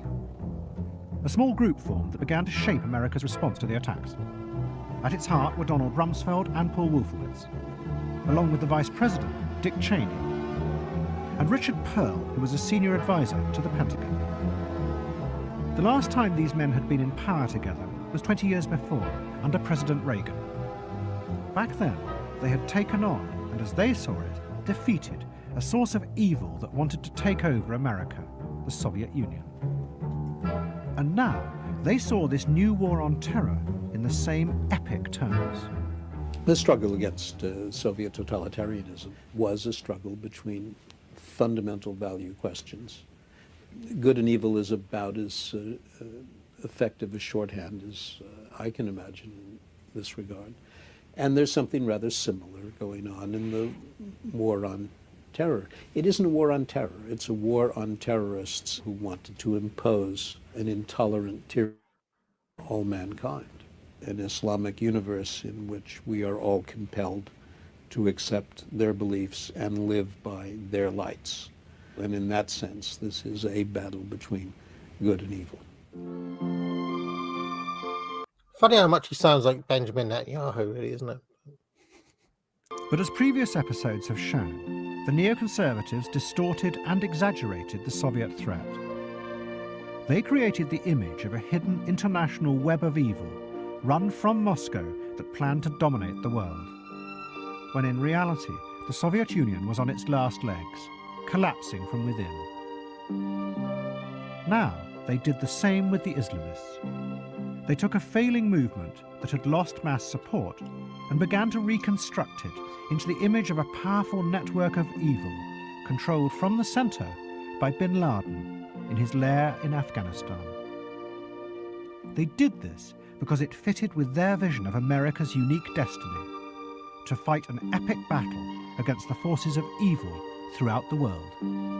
What the neoconservatives are doing is taking a concept that they developed during the competition with the Soviet Union, i.e. Soviet communism was evil. They wanted to take over our country, wanted to take over our people, our classrooms, our society. It was that kind of concept of evil that they took, an exaggerated one to be sure, and then apply it to a new threat where it didn't apply at all, and yet it was layered with the same kind of cultural baggage. The policy says there's a network. The policy says that network is evil. They want to infiltrate our classrooms. They want to take our society. They want all our women to wear, veils. And this is what we have to deal with. And therefore, since we know it's evil, let's just kill it. And that will make it go away. Pause. Just briefly, some context on Vincent Canestraro. He is sort of seen in the in America, by neocons as sort of apologist for. He's almost like the progressive arm of the CIA. He's a kind of CIA man to the bone, but he was very scathing about policymakers trying to pressure intelligence people into creating evidence. But he himself was accused of testifying for people who were linked to Hezbollah and Palestinian Islamic Jihad in various domestic cases in America. So, again, just take it with a sort of pinch of salt, And so the Americans set off to invade Afghanistan to find and destroy the heart of this network.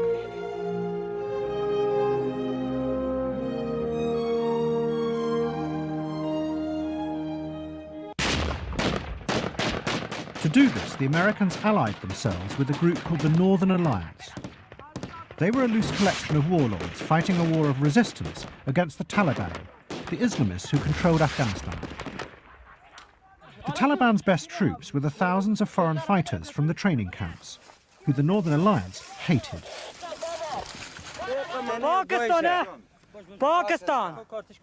Pakistan. And now they took their revenge on the foreign fighters.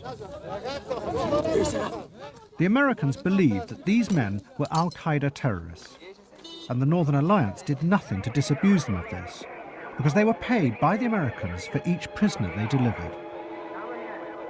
But the majority of these fighters had never had anything to do with bin Laden or international terrorism.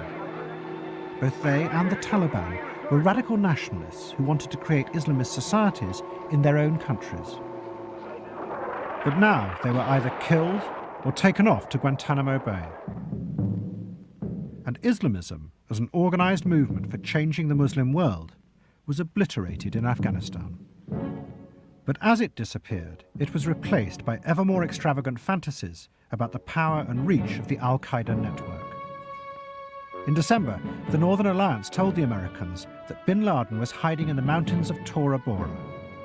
They were convinced they had found the heart of his organization. The search for Osama bin Laden, there was constant discussion about him hiding out in caves, and I think many times the American people have a perception that it's a little hole dug out of a side of a mountain. Oh, no. This is it. This is a fortress. Yes. A complex, multi-tiered, bedrooms and offices. Proper Bond villain layer. That did that exist then? I remember this being in the paper. I remember this being in the papers at the time, and it seemed obviously false. But all right, let's have a look. But yeah, no, it's the source, the Times of London. The Times is, I think, more than any other, just the voice of the Foreign Office, right? I think they just directly issue stories from The MI6. Times is the regime. That's my. I mean, I would say of all of the newspapers, even more than the New York Times, the Times is the regime, the voice of the regime. Do you know, this seems to be admitted by some people who work there and stuff, that I mean, they consciously, while they're there, they work with and for the I don't know, the deep state, whatever term you want to use. I think there's an official history of the Times in 10 volumes or something, and I think that shows it. They just work directly with the civil service. Do you know one of the things that interests me is that when they say, "Oh yeah, this is the newspaper of record," who decided that then? Like according to who? According to the Times. And it's them and the New York Times. The New York Times obviously works directly with the CIA and always has since the CIA was founded. And it's a time like there's certain reporters, like the BBC has one, the Guardian has one as well. But they just issued story. They just print it almost word for word from MI6. Frank Gardner at BBC is known for being one of these. There's one at the Guardian as well, and the Times. The whole paper is like that. They just work for the state. I wonder. Do you remember we had that Defense Secretary Ben Wallace, right? Mm-hmm. I wonder if Ben Wallace has a single view that is not 100% in line with the official editorial line of the Times. I bet you those two things are almost 100% identical, because Ben Wallace is very much a regime man. Anyway, let's carry on. Is on the top, as you can see. Secret exits on the side and on the bottom. Cut deep to avoid thermal detection. A ventilation system to allow people to breathe and to carry on. The entrance is large enough to drive trucks and even tanks. Make an excellent movie, wouldn't it? Inside Bin Laden's labyrinthine lair. I've been in places like that in the UK, former government, what they call rota bunkers, sort of regional centres of government for use in the Cold War, which are sort of 4 or 5 level concrete bunkers with, that sort of stuff in it, basically. I like the bedrooms and offices. I imagine Al-Qaeda secretaries working in there. Did Daniel Craig ever have a movie where he went to like a kind of as James Bond, I'm talking about, to like a Al-Qaeda base or something like that?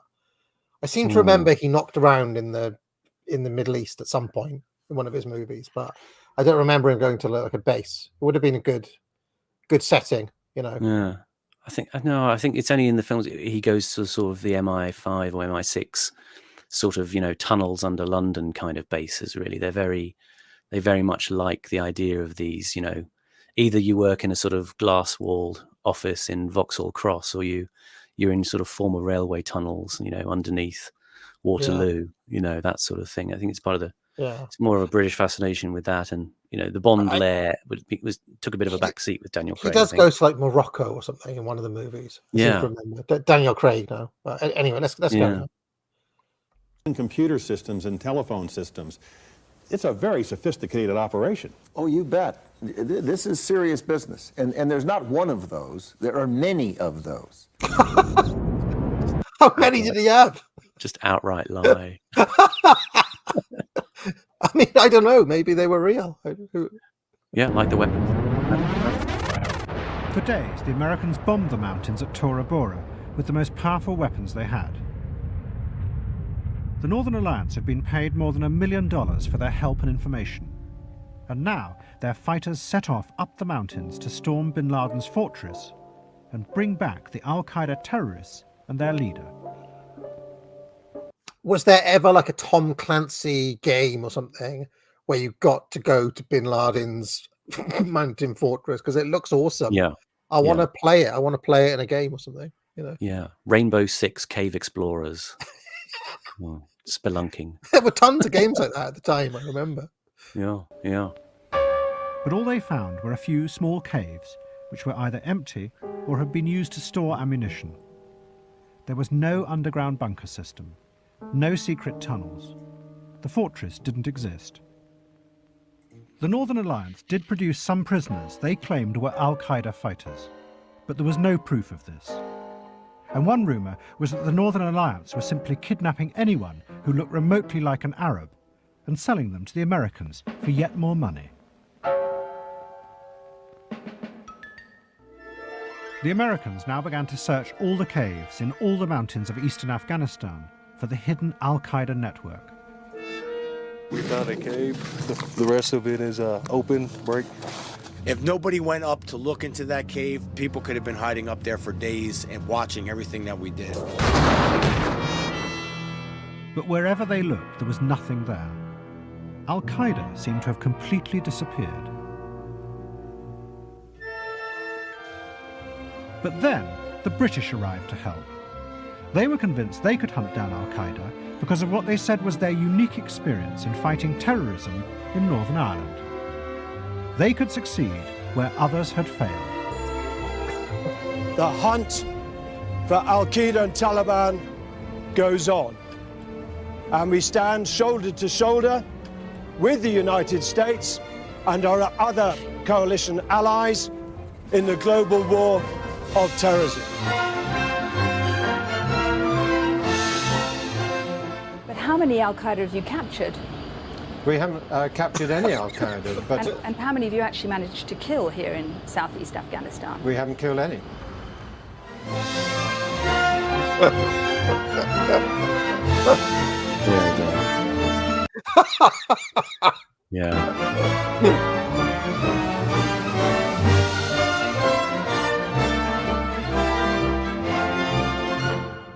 Pause. The terrible, amazing sequence that was Go on, very, very funny sequence. I like that. Just to say, to be reasonably fair, I suppose, Peter Bergen, who I referenced earlier, who is quite a sort of fair-minded sort of reporter, he was writing close to the time about 2005, 2006 about this. Said, in fact, according to a widely reported background briefing by Pentagon officials in mid-December 2001, there was reasonable certainty that bin Laden was at Tora Bora, a judgment based on intercepted radio transmissions. And he says that there was a senior Afghan official in the Interior Ministry told him that they'd had conversations with a Saudi financier for Al-Qaeda who said bin Laden was at Tora Bora. With a small group, but they then sort of disappeared, and Zawahiri legged it, I think, at that point as well, to Egypt. And so there's some. It's not as quite. I mean, it's a great theatrical moment Curtis is doing here, but there are some suggestions that there were people there, and they said actually bin Laden might have been wounded at that stand. Is the fortress in there? In that little hut? Is Tora Bora like a town or just like a region or something, or what? It's a mountain range, as I understand. Right. And yeah, so I'm guessing they may well have stayed in caves here and there when they're on the move, but they didn't have cave complex bases and all this. Yeah, and it may have been brief, but there might have been something there, but we didn't find it, so to speak. I still like to imagine that Osama bin Laden had a magnificent under the mountain lair playing Super Nintendo, N64 it would be at this time. A wood-panelled gentleman's smoking club. Yeah, brilliant. Do you think it is a bit of a shame that the brigadier from the army gets made to look the fool? But this is it's a mission he's been sent on by the politicians, right? Yeah. I couldn't help but thinking like this is just part of the story of Britain after Britain being made to look foolish by the Americans over and over and over again since the war, basically. And Curtis always enjoys Britain looking silly. He loves it. The truth was that there was nothing there because Al-Qaeda as an organization did not exist. The attacks on America had been planned by a small group that had come together around bin Laden in the late 90s. What had united them was an idea, an extreme interpretation of Islamism developed by Ayman Zawahiri. With the American invasion, that group had been destroyed, killed or scattered. What was left was the idea. And the real danger was the way this idea could inspire groups and individuals around the world who had no relationship to each other.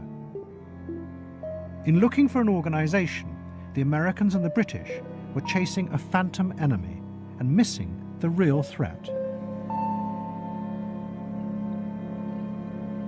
I was with the Royal Marines as they trooped around eastern Afghanistan. And every time they got a location for a supposed Al-Qaeda or Taliban element or base, they'd turn up and there was no one there, or there'd be a few startled shepherds. And that struck me then as being a Just love the idea with the startled shepherd. You're Al-Qaeda, mate. I just... wonderful image for the war on terror, because people are looking for something that isn't there. There is no organisation with its terrorist operatives, cells, sleeper cells, so on and so forth. What there is an idea prevalent among young, angry Muslim males throughout the Islamic world. That idea is what poses a threat. But the neoconservatives were now increasingly locked into this fantasy. And next, they set out to uncover the network in America itself. This is a network that has penetrated into some 60 countries, including very definitely our own, and it's got to be rooted out. Our intelligence priority in many ways is getting after... I can't help but think, is Al-Qaeda in the room there with you? ...to the network here in the United States first. We will do whatever we need to do to go after these networks and dismantle them. The American government set out to search for the Al-Qaeda organization inside its own country. Thousands were detained as all branches of the law and the military were told to look for terrorists. You don't really know what a terrorist looks like, what kind of car they drive, or anything else, so it's just basically everything and everybody and anything out here. And bit by bit, the government found the network, a series of hidden cells in cities across the country, from Buffalo to Portland. We've thwarted terrorists in Buffalo and Seattle, Portland, Detroit, North Carolina, and Tampa, Florida. We're determined to stop the enemy before he can strike our people. The Americans called them sleeper cells and asserted that they had just been waiting to strike. But in reality, there is very little evidence that any of those arrested had anything at all to do with terrorist plots. From Portland to the suburb of Buffalo called Lackawanna, yet again the Americans were chasing a phantom enemy. They say terrorist sleeper cell. That's what they call the Lackawanna people a terrorist sleeper cell, the Detroit people a terrorist cell, the Portland people a terrorist cell. But when you look at the details, the facts just don't support that. And they have not proved that any group within the United States. Now, speaking of video games, I'm pretty sure that this is literally the plot of the Tom Clancy Splinter Cell games. Hunting a shadowy network. They're in Splinter Cells all around. Correct me if I'm wrong. I'm pretty sure the entire series of Splinter Cell games was about this, and they were around. They were kind of in the cultural ether at this time. I remember them coming out. Yeah, for anyone who wasn't plotted. No. For anyone who wasn't around, at this time, there was other things like the anthrax mailing. There was anthrax sent in the mail to people. And there was just loads. There was terror alerts, like the news reporting changed, so that on the screen, like on 24-hour news channels, you just frequently see something come up like a terror alert, or something like orange warning, like they started issuing warnings to the public, like the risk of a terrorist attack has increased, and someone's visiting somewhere this week, so there's more of a terror risk here, and the news media were like clearly just planting in people's minds the idea that there's a terror network operating and it's about to attack at certain points. It was really silly as well, because it was quite obviously largely fabricated. But that was what people were just being told on the news channels every day at this time. To engage in any terrorist activity within the United States in all of the cases that they've brought since 9/11. The evidence behind all of the sleeper cell cases is flimsy and often bizarre. This tape was one of the central pieces of evidence in the first of the cases. It was found in a raid on this house in Detroit. 4 Arab men were arrested on suspicion of being an Al-Qaeda sleeper cell. They had been accused by another immigrant called Mr. Mimza. But Mr. Mimza was in reality an international con man, with 12 aliases and wanted for fraud across America. Despite this, the FBI offered to reduce his sentence for fraud if he testified against the men. And to back up Mr. Mimza's allegations, the FBI turned to the videotape. On the surface, it was the innocent record of a trip to Disneyland by a group of teenagers who had nothing to do with the accused. But the government had discovered a hidden and sinister purpose to the tape.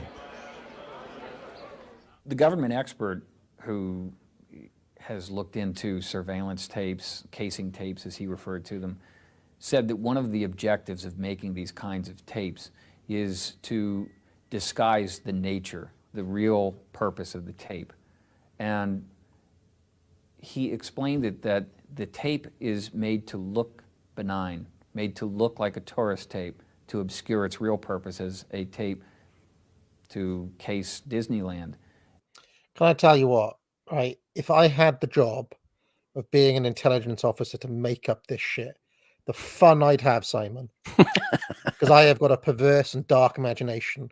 Yes. To come up with the bloody, terrorist plot around the Disneyland tape.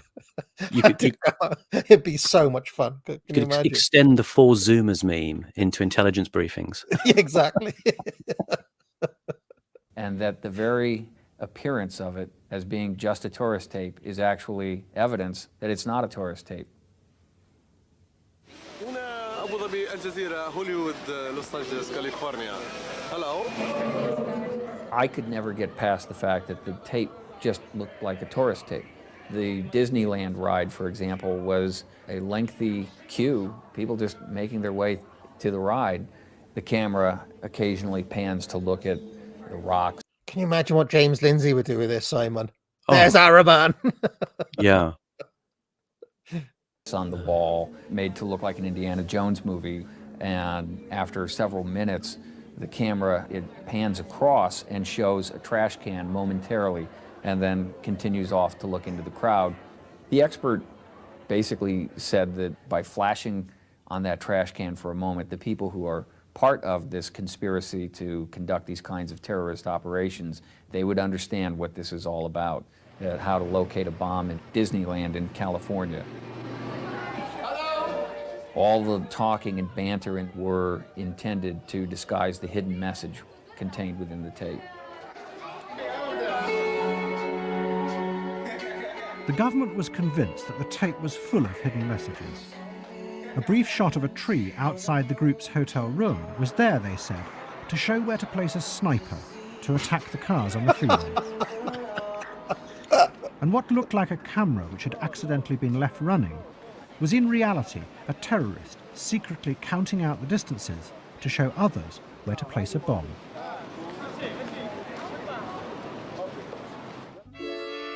And the government also said that the Detroit cell was planning to attack US military bases around the world. And yet again, they found hidden evidence for this. In a day planner they discovered under the sofa in the house in Detroit. What looked like doodles were in reality, they said, a plan to attack a US base in Turkey. The government brought in its security officer to testify that she interpreted this as being the main runways. She identified these as being AWACS airplanes and these as being fighter jets. She said that these solid lines were lines of fire. She also said that this down here was a hardened bunker. Pause. But the drawings in the... James Lindsay is in his hardened bunker right now. It's amazing. He's sharpening his katana, ready to wield it. It's incredible. This actually happened. It's interesting how it chimes, doesn't it? Paranoid misprojection. It's all been done before, James. Day planner were discovered to have actually been the work of a madman. They were the fantasies of a Yemeni who believed that he was the Minister of Defense for the whole of the Middle East. Curtis has got to be deliberately using the word fantasy at this point. Oh yeah. I mean, we're 25 documentaries in. He must be aware that it's already He's an identifiable Curtisism by this point. He's slathering it on. He had committed suicide a year before any of the accused had arrived in Detroit, leaving the day planner lying under the sofa in the house. Despite this, 2 of the accused were found guilty. But then, the government's only witness, Mr. Mimser, told 2 of his cellmates that he had made the whole thing up to get his fraud charges reduced. The terrorism convictions have now been overturned by the judge in the case. Oh dear. But it was acclaimed by the president as the first success in the war on terror at home. We have the terrorists on the run. We're keeping them on the run, one by one. Yeah, you know, it's like Spectre. They just left a file of facts lying around, open with a plan on it, and it was just under the sofa. The terrorists are learning the meaning of American justice. That's a killer line, that. Another case in the city of Buffalo in New York seemed on the surface to be more substantial. 6 young Yemeni Americans had gone to an Islamist training camp in Afghanistan.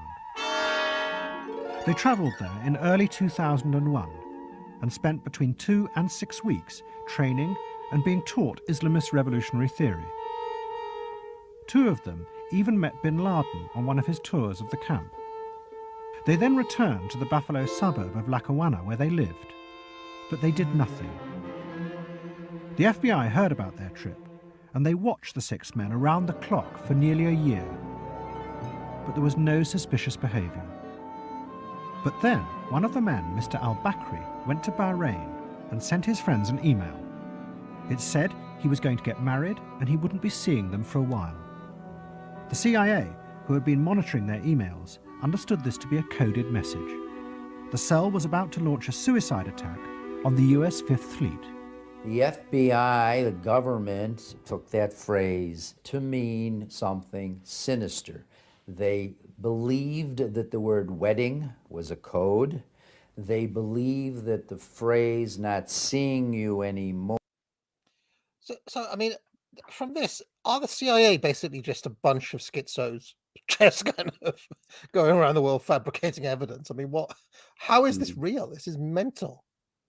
I think there's probably always been plenty of good people, like fairly conscientious people working for the CIA, but it's the directors are a political appointee, right? Excuse me.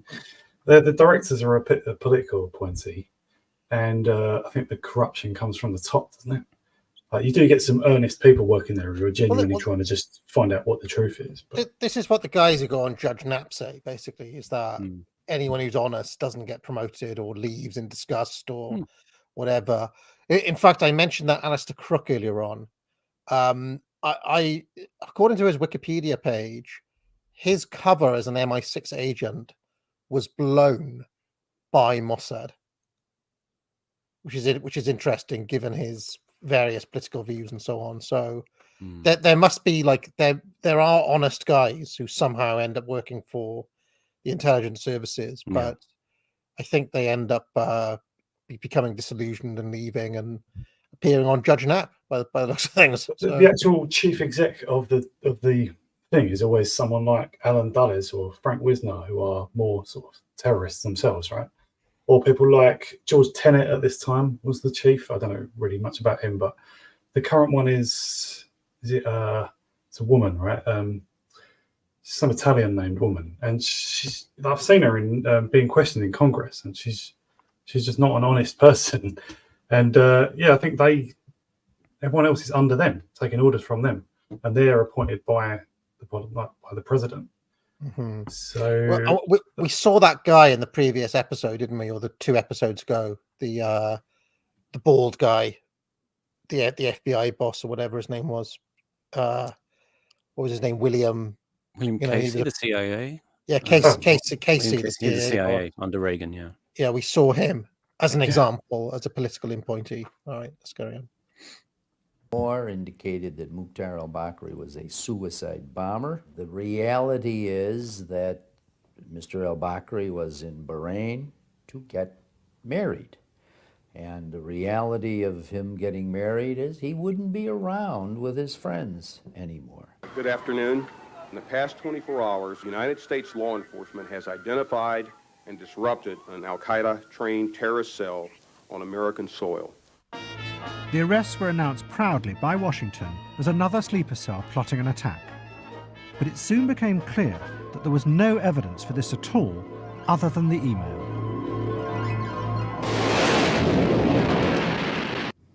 And the best the government can point to as a sleeper cell are these young men in Lackawanna, New York, who, yes, went to Afghanistan, trained in an al-Qaeda training camp, but from all appearances had no intention to ever take any action on the basis of that. One of them faked an injury to try to get out early. They came back to the United States. We had them under intensive surveillance, and we found no evidence, not one shred of evidence, that they ever planned or intended to engage in any kind of criminal, much less terrorist act. That's the best they can show for a sleeper cell. Faced with the fact that there was no evidence, the government quietly dropped any charges of there being a terrorist cell. Instead, they were prosecuted simply for having gone to the training camp and for having bought uniforms there. And all the other cases were even flimsier. A group of students who supported the liberation of Kashmir were found paintballing in the woods of Virginia. They were convicted of training to attack America. A group of African Americans from Oregon tried to go to Afghanistan to support the Taliban, but got lost in China. All these groups, the government said, were part of a hidden and terrifying al-Qaeda network. The government had a legitimate concern at the beginning, but they let that concern and they took it and they made it a panic. They had reasonable questions and took them and made a complete fantasy out of them. They started out with a conclusion and then filled in all the blanks to the questions. So this was totally driven by the need or the desire to have terrorists. You build this conclusion based on this assumption and this assumption and this assumption. And sure, if you build assumptions upon assumptions, you can go anywhere.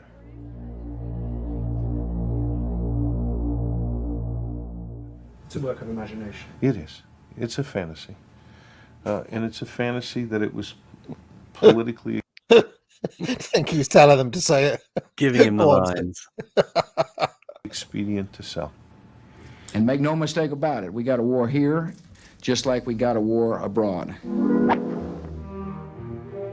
In Britain too, the government and most of the media have created an overwhelming impression that there is a hidden network of al-Qaeda sleeper cells waiting to attack. Ask you to move back, please. But yet again, there is very little evidence for this. Of the 664 people arrested under the Terrorism Act since September the 11th, none of them have been convicted of belonging to al-Qaeda. Only 3 people have so far been convicted of having any association with any Islamist groups. And none of those convictions were for being Of course they're not going to be convicted of being members of al-Qaeda. That's not a crime in Britain. That's not on the books. Did Tone not have some special anti-counterterrorism law he brought in?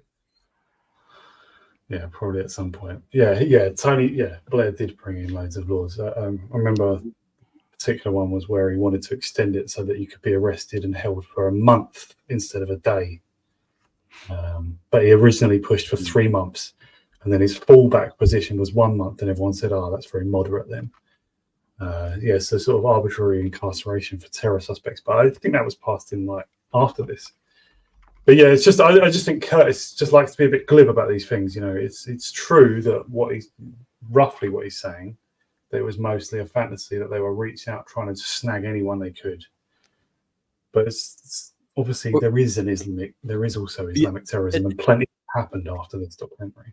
Yeah, or at least the evidence of actual credible, attacks wasn't being presented in these slightly ridiculous cases were prominent, so to speak, especially in the American context. But I mean, with that at that time, I mean, as you're saying, there was a change in the tone of governmental legal behaviour in this country. I mean, I was stopped and searched under the terrorism powers once, completely randomly. I was cycling through Shepherd's Bush, and police car pulled up, got out, stopped me, and searched me. And I said, "Why are you searching me?" And they said, "Oh, there's sensitive buildings in the area." And I was just cycling along the road. It was very random, but it was quite sensitized at the time. There was what seemed to me at the time and since to be a deliberate attempt to just overthrow common law as well, and just the old idea of freedom, and you begin to be licensed at the permission of the state to behave as you want, instead of free as an Englishman. Like moving to a Napoleonic Code vision of law. Yeah. I'm just having a look now that Blair did bring in the Terrorism Act of 2006. But obviously, this documentary is 2003. Is that right? 2004. 2004. But under the previous act, it was called Regulation of Investigatory Powers Act 2000, which replaced the Intelligence Services Act 1994. And Blair wanted to intercept communications. He didn't like the encryption on the internet and things like this. Yeah. And so, I mean, he was even looking to control the internet back then. And this law, in Regulation of Investigatory Powers Act 2000, under the rubric of security, could basically enable mass surveillance of communications. It could demand an ISP, fit equipment to facilitate surveillance. It could wiretap. It could intercept communications. All of these things basically were powers that came in under Blair in 2000. And you also had these groups push. Sorry, were you finished?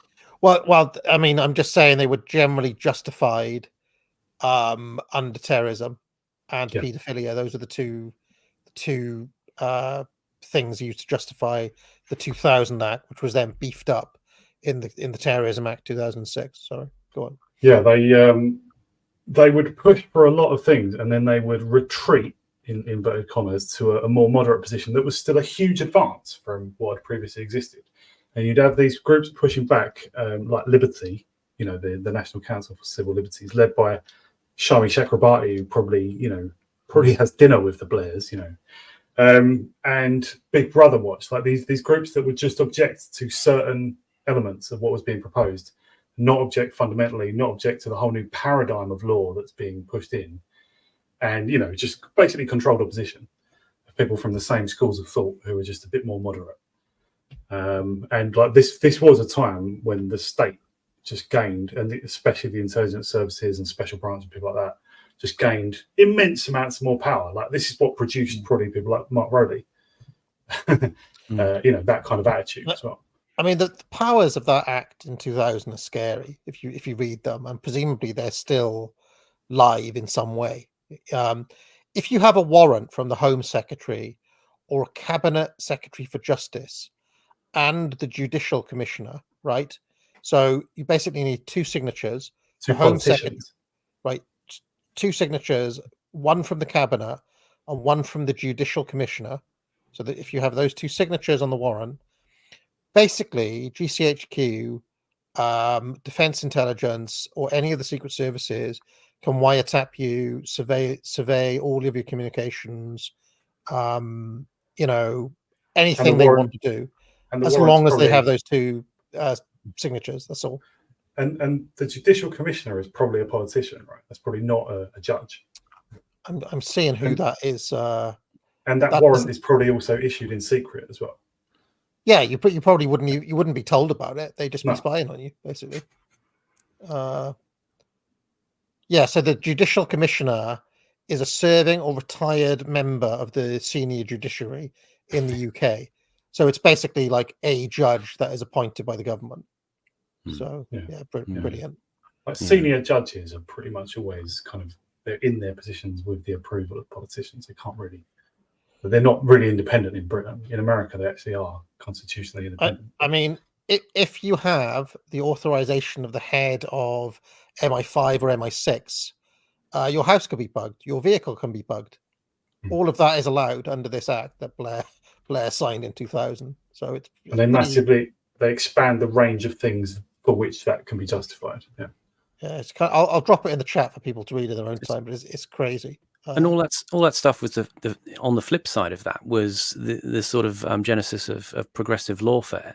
A few minutes back, the guy who was talking about the American cases being vaguely ridiculous, the guy called David Cole, who Curtis interviews, he's the legal director for the ACLU, right? And he goes on NPR, and he's a fellow with the Open Society Foundation, and he's the guy who litigated the case about the gay cake shop. What in favour of forcing them to bake it? Yes, and cases about oh gosh, which other one? There's First Amendment protection for flag burning. So he advocated for the people who were burning flags, U.S. flags. Can you burn a rainbow flag? Well, we'll try it out. And Supreme Court litigation. Apparently, he was part of striking down Trump's effort to add a citizenship question to the census. He protected Black Lives Matter protesters from liability, etc., etc. Challenged the Muslim ban, all that stuff. Right. So this is the guy who was obviously putting the boot into the to the neocon, the weakness of the neocon cases there, but he was the new wave of people coming through prepared to use law. I mean, I'm sure people sort of our age or older, sort of who were adults at this time, will remember like Shami Chakrabarti was everywhere, representing Liberty. She was always on Question Time. She was always being interviewed on Hard Talk and Newsnight and everything. Yeah, and she was the representative of she speaks for you if you're opposed to anything that Blair's doing. And all she would do is just question, I think we need to consider when we're doing this, but let's do it anyway. But we just need to tread carefully. It was like just complete non-opposition. But she was put forward because NCCL or Liberty is sort of the equivalent of the ACLU in Britain. But I mean, one of the things I talk about in Populist Delusion is the Schmittian exception, which basically means that Thomas Hobbes was right when he said that whoever is sovereign has absolutist power in the final analysis, right? This is something that de Maistre also argues, Schmitt. I mean, basically, power is always decisionist and absolute, right? Regardless of which checks and balances are in there theoretically. If there's an exception in there, power can do what it wants. And if you read that thing I've just dropped in the chat, the Regulatory Investigatory Powers Act 2000, basically in the quote unquote interests of national security for the purpose of preventing or detecting serious crime, the government can do whatever they want, basically. I mean, you can talk about Magna Carta until you're blue in the face, or trial by jury or whatever, rule of law, yada, yada, yada. That phrase, in the interest of national security, ... means, therefore, we get to do whatever the fuck we want, basically. So... And this is in the speech of the DG of MI5 yesterday. He talks about, the demand of privacy and for the ability for the security services to carry out their duties can exist together, which I think is a quiet way of saying we'll just do what we want when we want to. Exactly. Involved with a terror plot. They were for fundraising or possessing Islamist literature.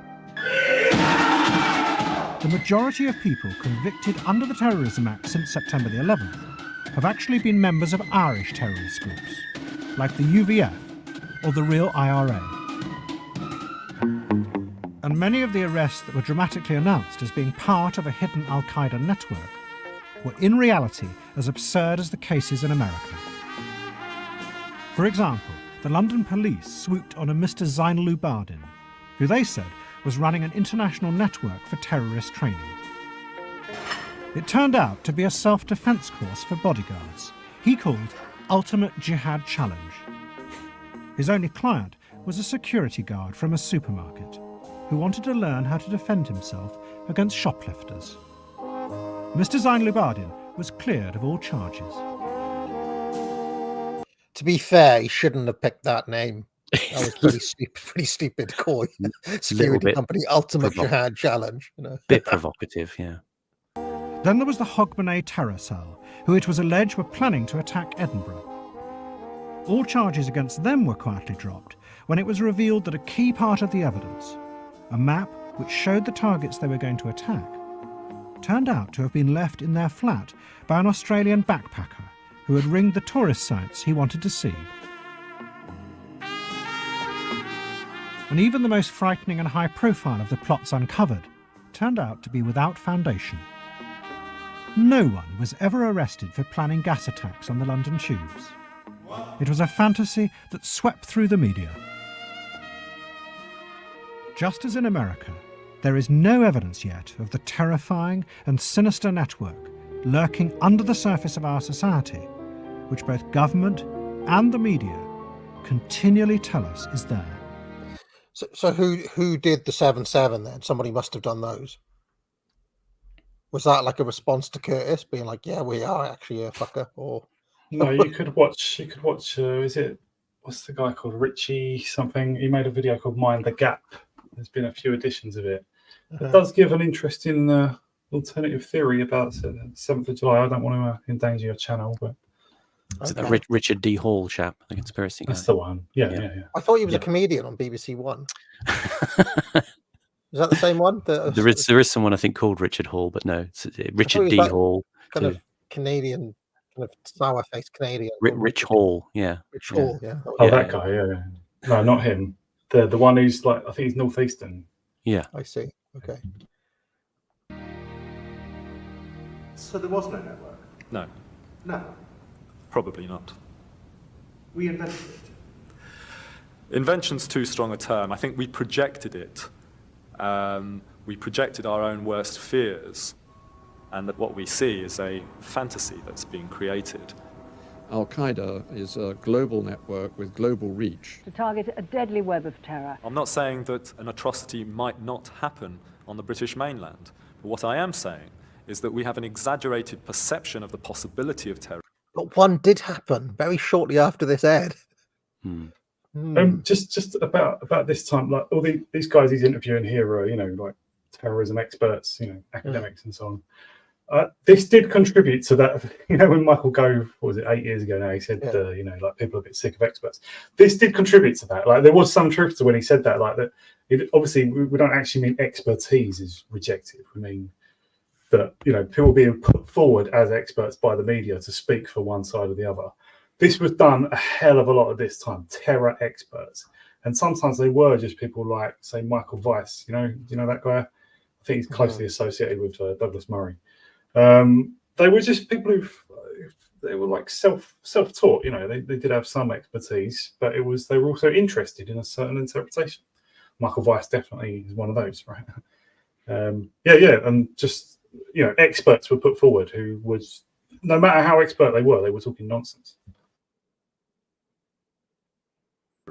That is quite disabling, and we only need to look at the evidence to understand that the figures simply don't bear out the way that we have responded as a society.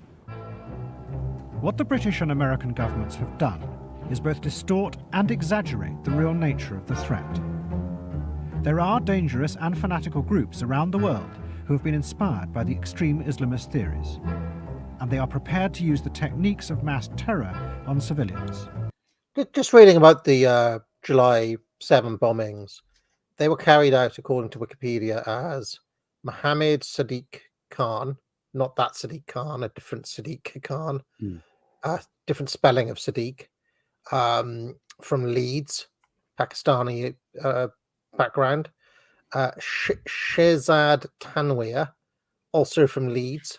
He worked in a fish and chip shop that his mum and dad owned in Leeds. He detonated the bomb on number 204 train. Jermaine Lindsay, 19, he detonated a device on the number 311 train. And Hasib Hussein, also from Leeds, and he did one of the buses.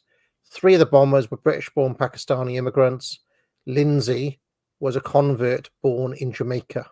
Well, I thought he was shot dead, wasn't he?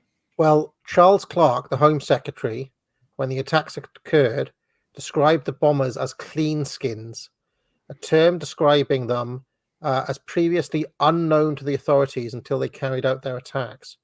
On the day of the attacks, all 4 travelled to Luton, Bedfordshire, by car, then to London by train. They were filmed on CCTV at King's Cross Station at 8:30.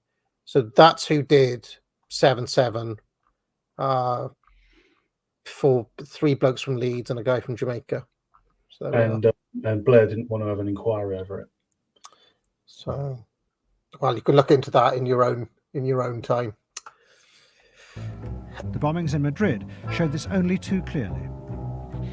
But this is not a new phenomenon. What is new is the way the American and other governments have transformed this complex and disparate threat into a simplistic fantasy of an organized web of uniquely powerful terrorists who may strike anywhere and at any moment. But no one questioned this fantasy because increasingly it was serving the interests of so many people.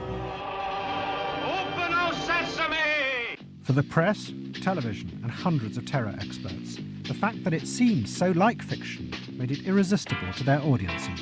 And the Islamists too began to realize that by feeding this media fantasy, they could become a powerful organization again, if only in people's imaginations. The prime mover in this was one of bin Laden's associates who had been captured by the Americans. He was called Abu Zubaydah. He began to tell his interrogators of terrifying plots that Al-Qaeda was preparing, some of which, he said, they had copied from Hollywood movies, like Godzilla, which they had watched in Afghanistan. Zubaydah told the interrogators a set of stories based on what he thought would alarm us. He told us, for example, coming out of a movie. You're on mute, AA. Sorry, Horace. I'm still reading this July the 7 bombing thing. Independent inquest. In 2006, the government refused to hold a public inquiry, saying it would be a ludicrous diversion. Prime Minister Tony Blair said that an independent inquiry would, quote, undermine support for MI5. Yeah, he did say that. Yeah. What? I don't know. Okay, so David Cameron, who was the leader of the opposition at the time, said only a full inquiry would get to the truth. In reaction to revelations about the extent of the security services investigations into the bombers prior to the attack, Shadow Home Secretary David Davis said, it is becoming more and more clear that the story presented to the public and parliaments is at odds with the facts. But there's never been an investigation. What the fuck? Yeah. Wow, I didn't know that. I assumed there would have been or something. Blair. Yeah, I don't know what to make of that, but they certainly seized on it. They used it for all it was worth to pass new laws, obviously in 2006, and all those new restrictions at airports and stuff. I don't know to what end really, but I'm supposing that Blair's been wary of an element of potential social fracture because it would have meant investigating things like the Finsbury Park Mosque more in a sort of more upfront way. But at that time, again, the sort of current discourses around Islam and Islamism, were not, you couldn't go there. Oh, so that's that then. Oh, right. Okay. We just don't know who these 4 guys were. We don't want to undermine MI5. All right.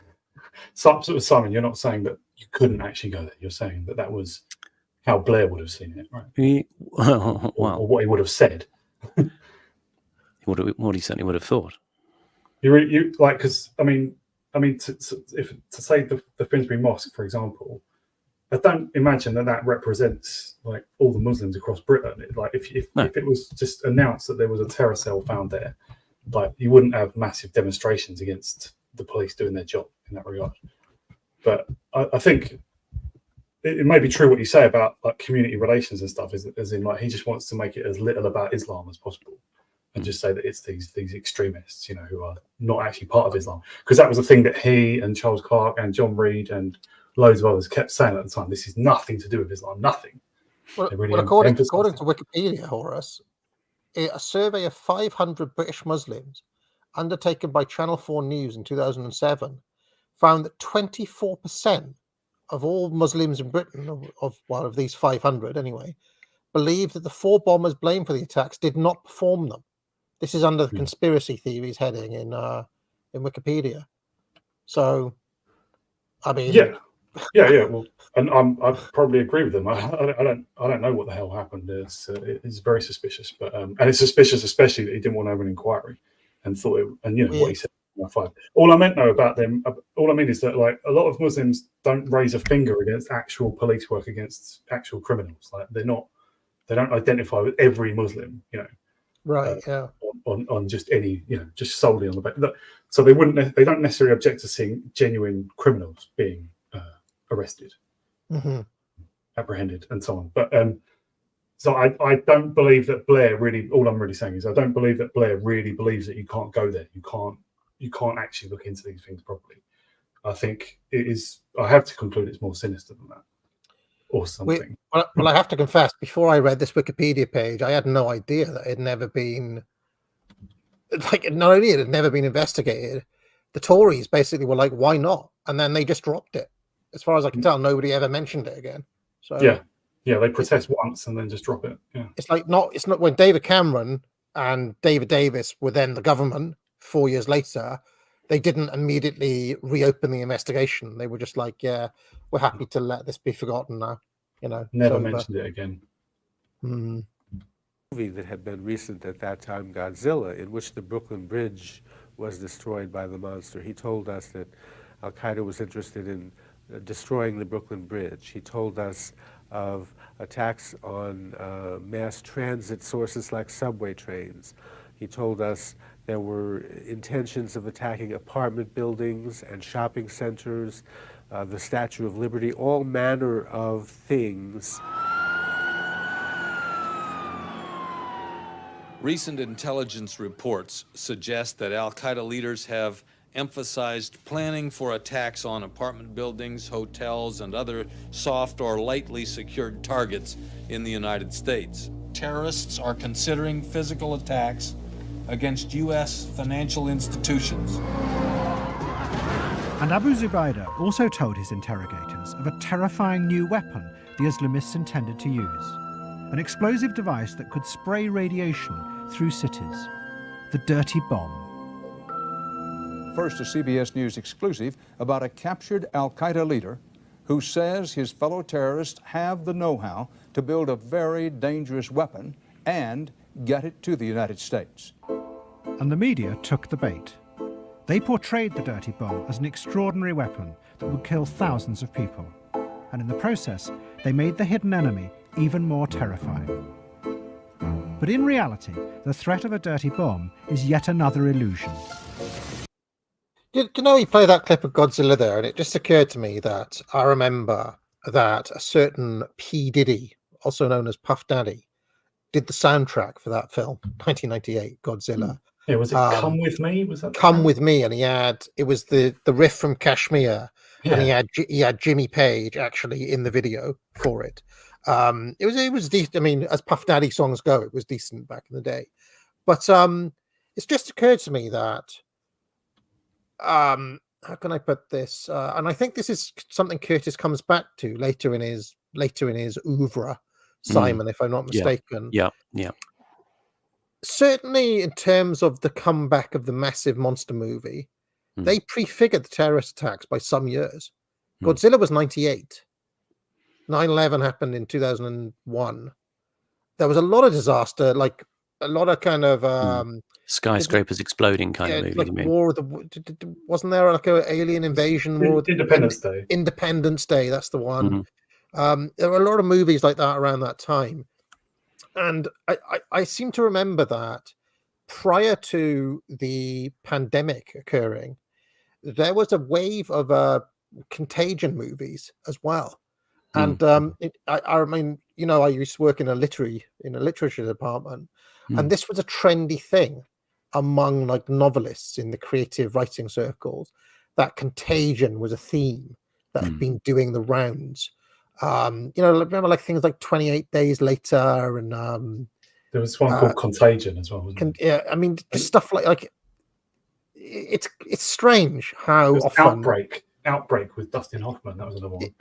Isn't it strange how much something's in the ether and then it actually happens in that way?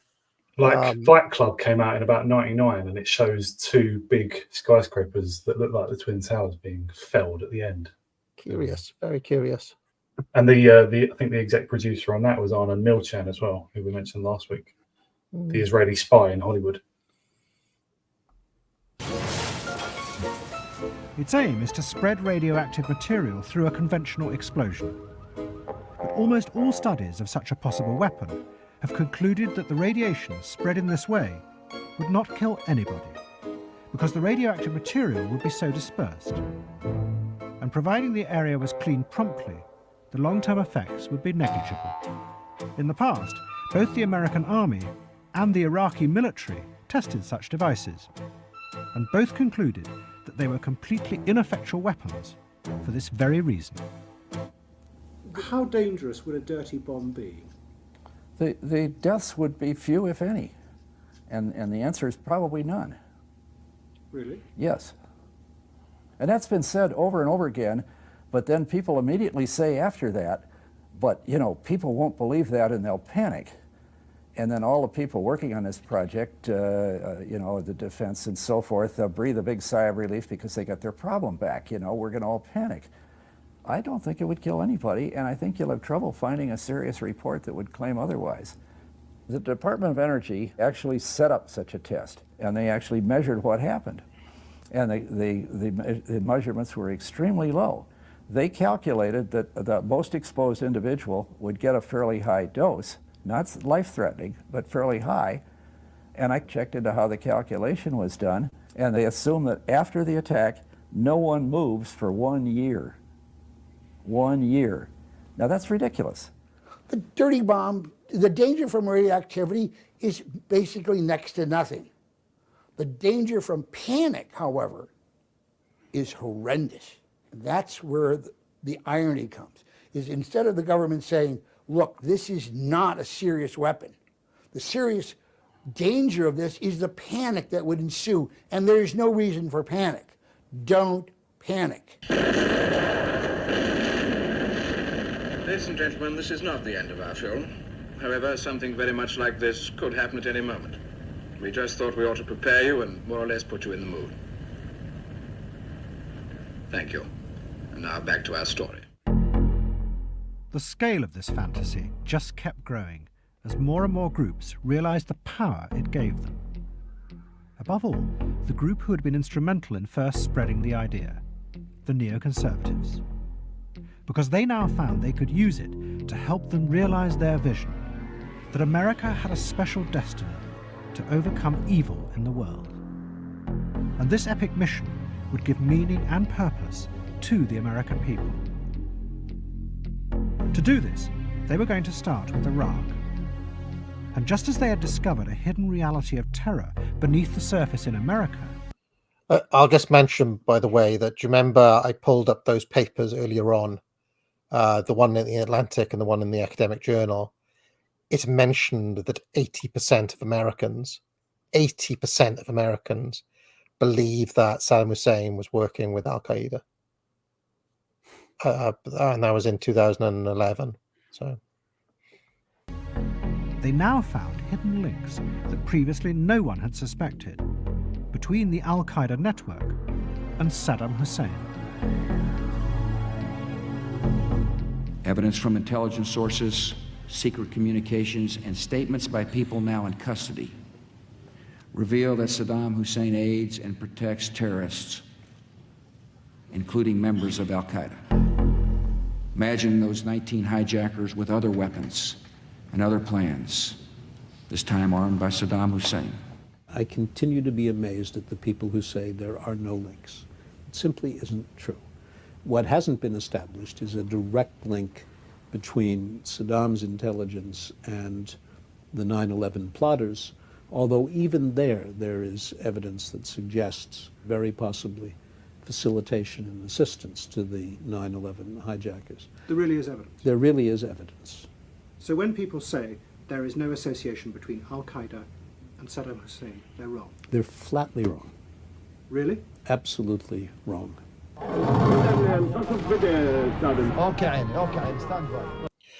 All of these people got away with these lies, by the way. And so many of them are still around as well, endorsing Kamala Harris and things like that. Or working with Donald Trump.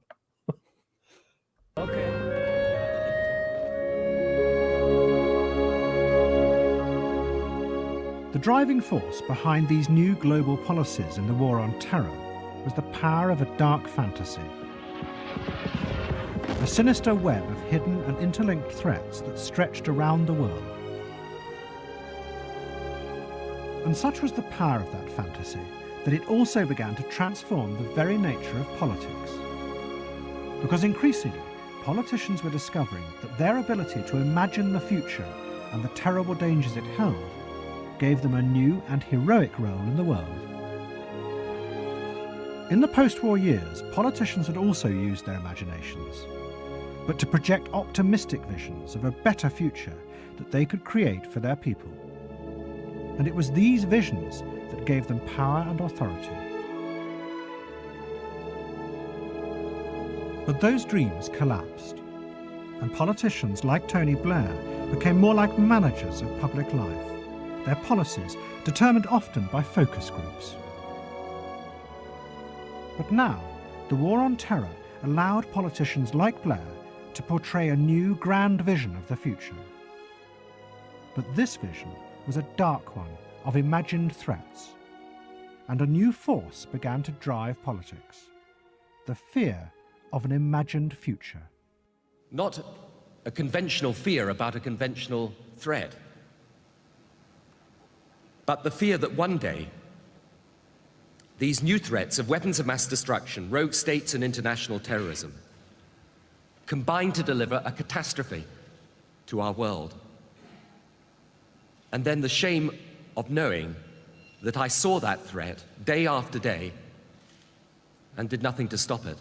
It may not erupt and engulf us this month or next, perhaps not even this year or next. I just think these dangers are there. I think that it's difficult sometimes for people to see how they all come together. I think it's my duty to tell it to you if I really believe it, and I do really believe it. I may be wrong in believing it, but I do believe it. What Blair argued was that... Do you think you really did believe it, Simon? I don't know, but it's the ultimate social blackmail, isn't it? To say I just simply believe it to be true, and I've got the power to enforce it. There are 4 lights. I think Blair is the complete O'Brien. You know, if 2 + 2 = 5, Blair will genuinely believe it in a masterful double think, because the party is always right. Some people really Faced by think, some people do just believe what they want to believe for some other reason. They just have no sort of attraction to the truth whatsoever. I think he's someone like that. The truth means nothing to him. Well, I mean, it wasn't Blair. You see, a lot of our politicians are lawyers, trained lawyers. Yeah.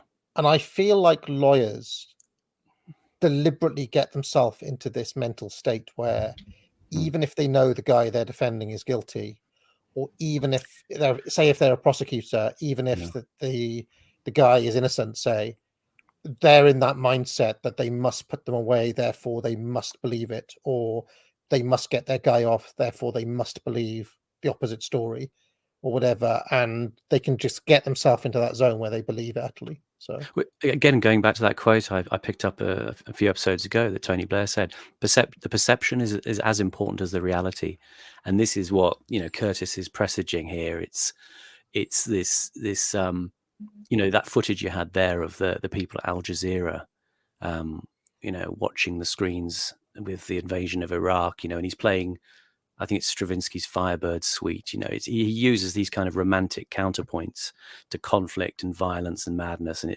it sort of is about his way. It's Curtis's way of drawing us into this fixation on our sort of failure to reshape the world collectively, because it's just all performance, really. I mean, it's a very performative metaphor, that footage. You know, we're watching them, watching the screens, watching this fake war happening. Doesn't he develop this in the next documentary as well?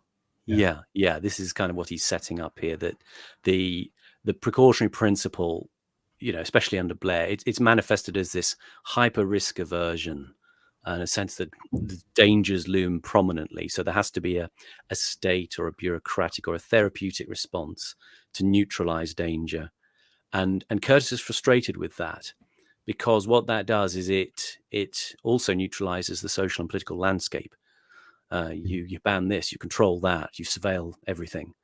And that removes all the possible engines of political futurism, which is what his big theme is. He's looking for that.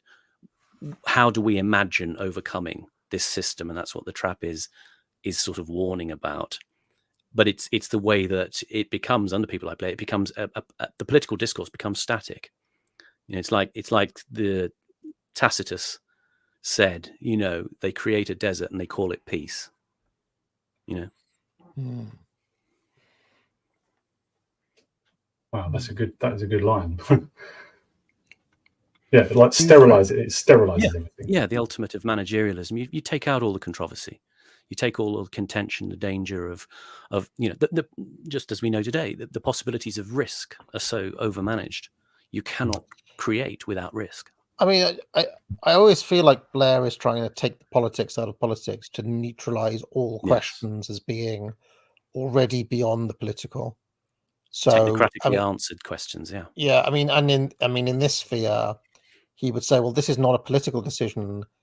This is simply a matter of the security of the state. Yeah.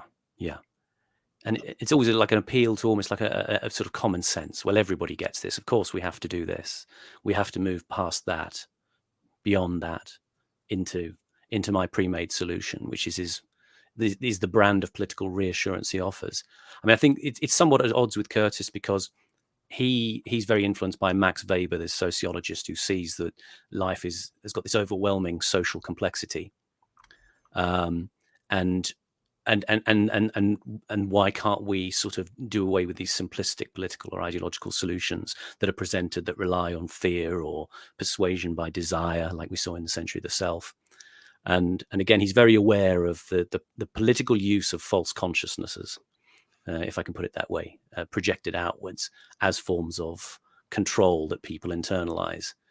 And I mean, I was reminded this week, actually, I saw Ed Dutton interviewing David Starkey. I don't know if any of you guys saw that, but there was it was a bit spicy intense at times, because I think Starkey was resisting Dutton's points about how selection pressures create historical mechanisms for social cohesion and social development and change, and Starkey was wanting to resist it and saying no, it's all terribly complicated, you know. But the it's all terribly complicated line, it's sort of a great retreat from a sense of everything's overwhelming, and so it has to be interpreted by carefully placed experts like David Starkey, or like Andrew Roberts the other week. You know, select people who you know, funnel and interpret the complexity for you. They become like oracles. And the problem there is that it also tends to enervate political will, because you've got these people always constantly saying, well, hang on, it's more complex than that, you know. But political will has to kind of cut through that. It has to decide, well, this is where we're going.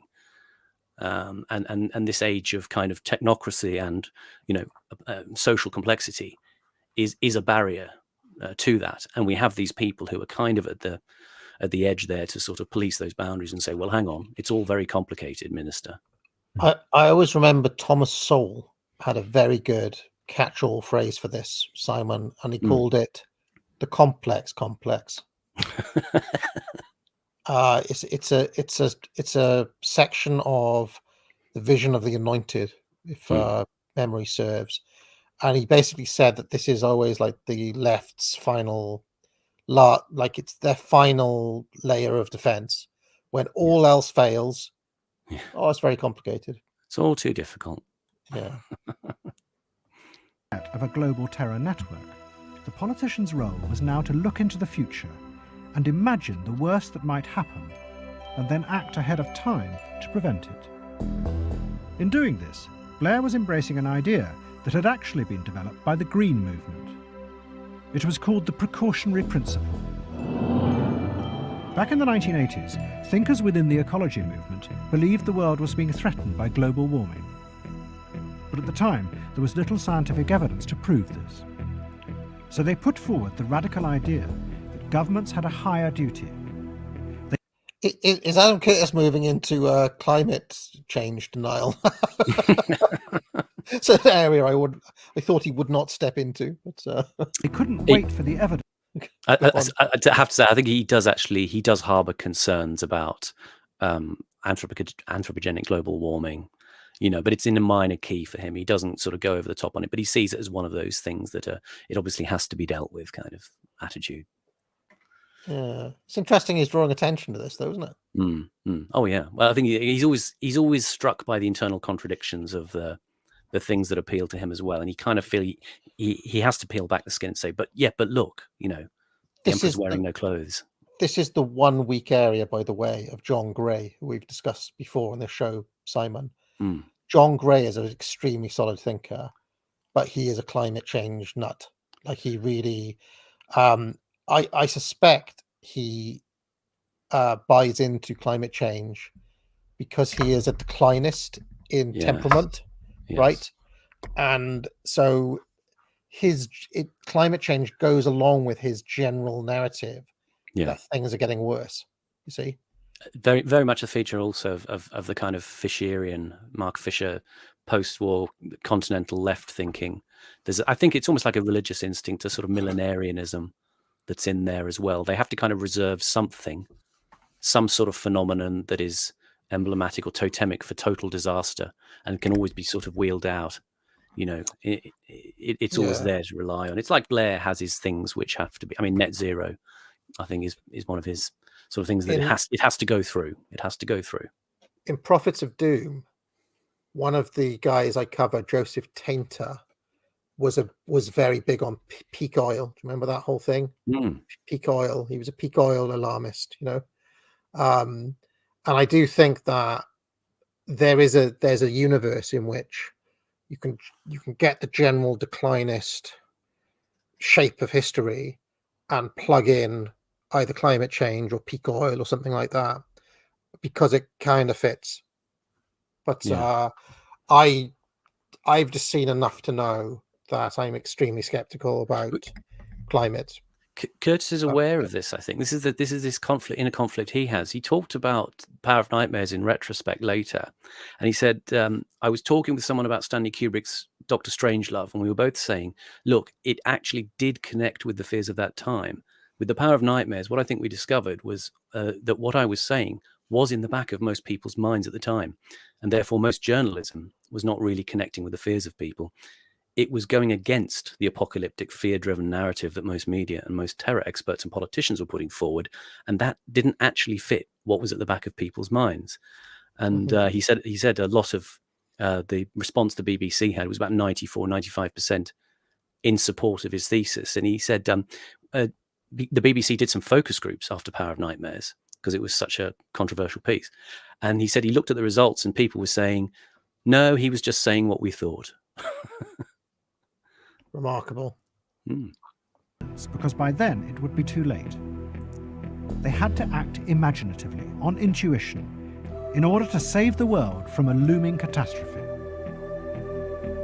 In essence, the precautionary principle says that not having the evidence that something might be a problem is not a reason for not taking action as if it were a problem. That's a very famous triple negative phrase that effectively says that action without evidence is justified. It requires imagining what the worst might be and applying that imagination upon the worst evidence that currently exists. Would Al-Qaeda buy weapons of mass destruction if it could? Certainly. Does it have the financial resources? Probably. Would it use such weapons? Definitely. But once you start imagining Pause. what could happen, Just a very persuasive rhetorical technique there, as you'll know from your foundations of rhetoric. Blair uses a construction of threes there in order to sort of make a point emphatically and emotionally. I can't remember what trope it's called in rhetoric. Yeah, well, you'd have to take the course because I can't remember off the top of my head. Yeah, I do cover it. I will just mention that given the documentary we've just seen, the way Blair just assumes there's this massive network operating and takes that fact as read is also kind of talking past the sale in a way. Think about it from that perspective. But I have no doubt to believe that he did not believe what he was saying. Isn't that the defense he used on the dodgy dossier? Yeah. It was Yeah. like, well, even if it was made up, I was not aware that it was made up. So therefore, I believed I was telling the truth, even though it wasn't true. I'm pretty sure he said that in his own defense, didn't he? Yeah, I remember him saying that he was facing an audience on TV with normal people, and he at least once very prominently used just the idea. Well, I may be wrong, I accept that I may be mistaken, but I am telling I am telling what I believe to be the truth. He used that many times, especially to do with the war, but other stuff as well. He used it when he was first getting elected. The idea of him just as a normal, I think people realize I'm just sort of a normal guy. It's like, no, you're not. You're pretty upper class, and you're remarkably dishonest. But people used it also after the war. When it was found, it was discovered that the weapons had never really existed, even though most of us could tell before the war. Loads of U.S. senators and Congress people just claimed, I'm sorry, I just believed the intelligence communities. It was their failing. Yeah.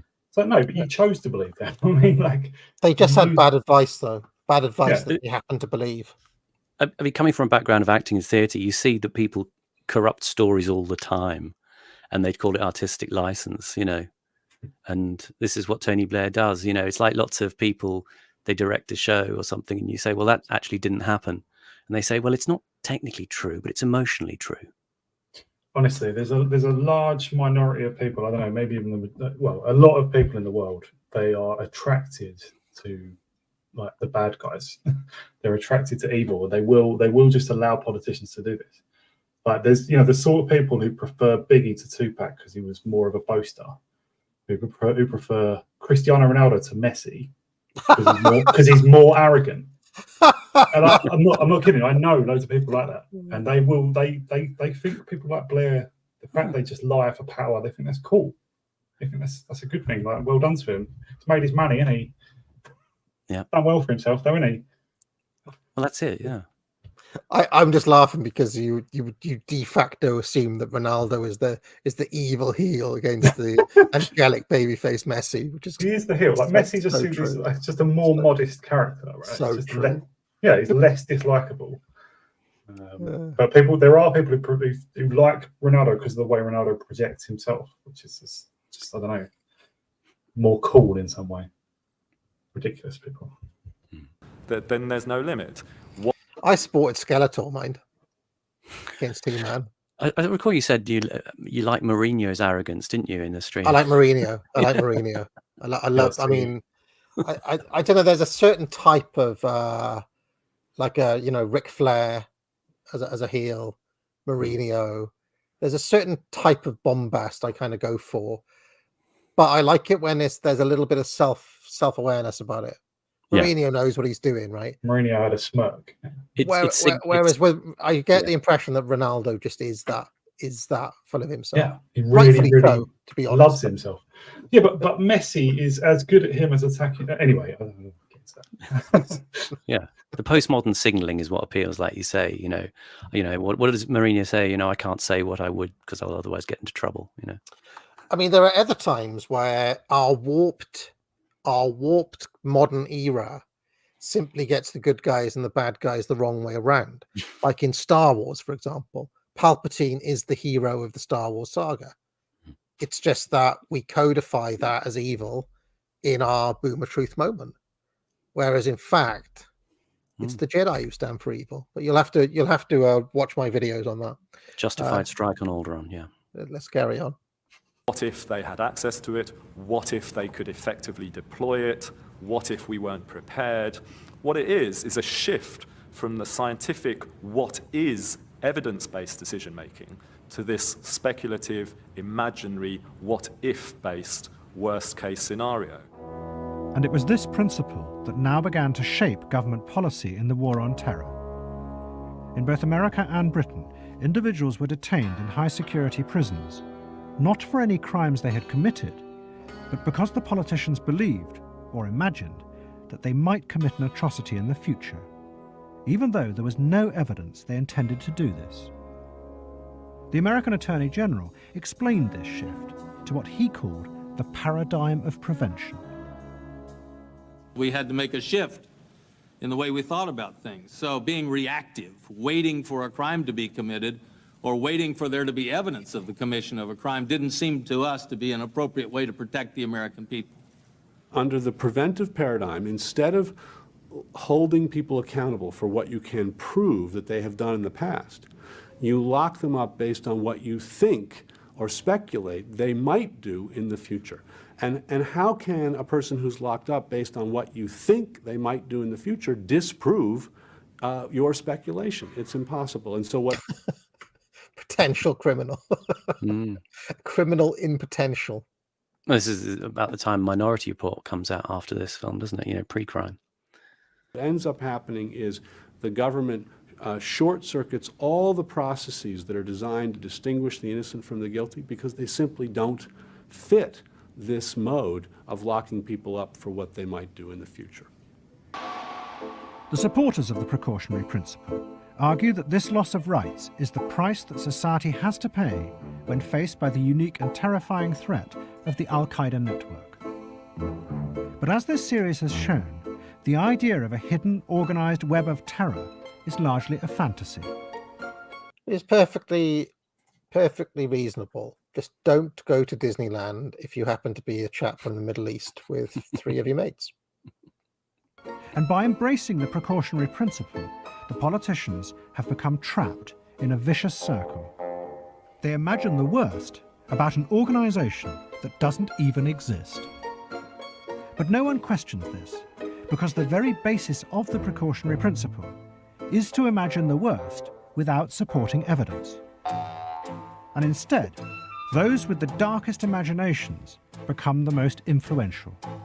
That doesn't make sense. You'll hear about meetings where...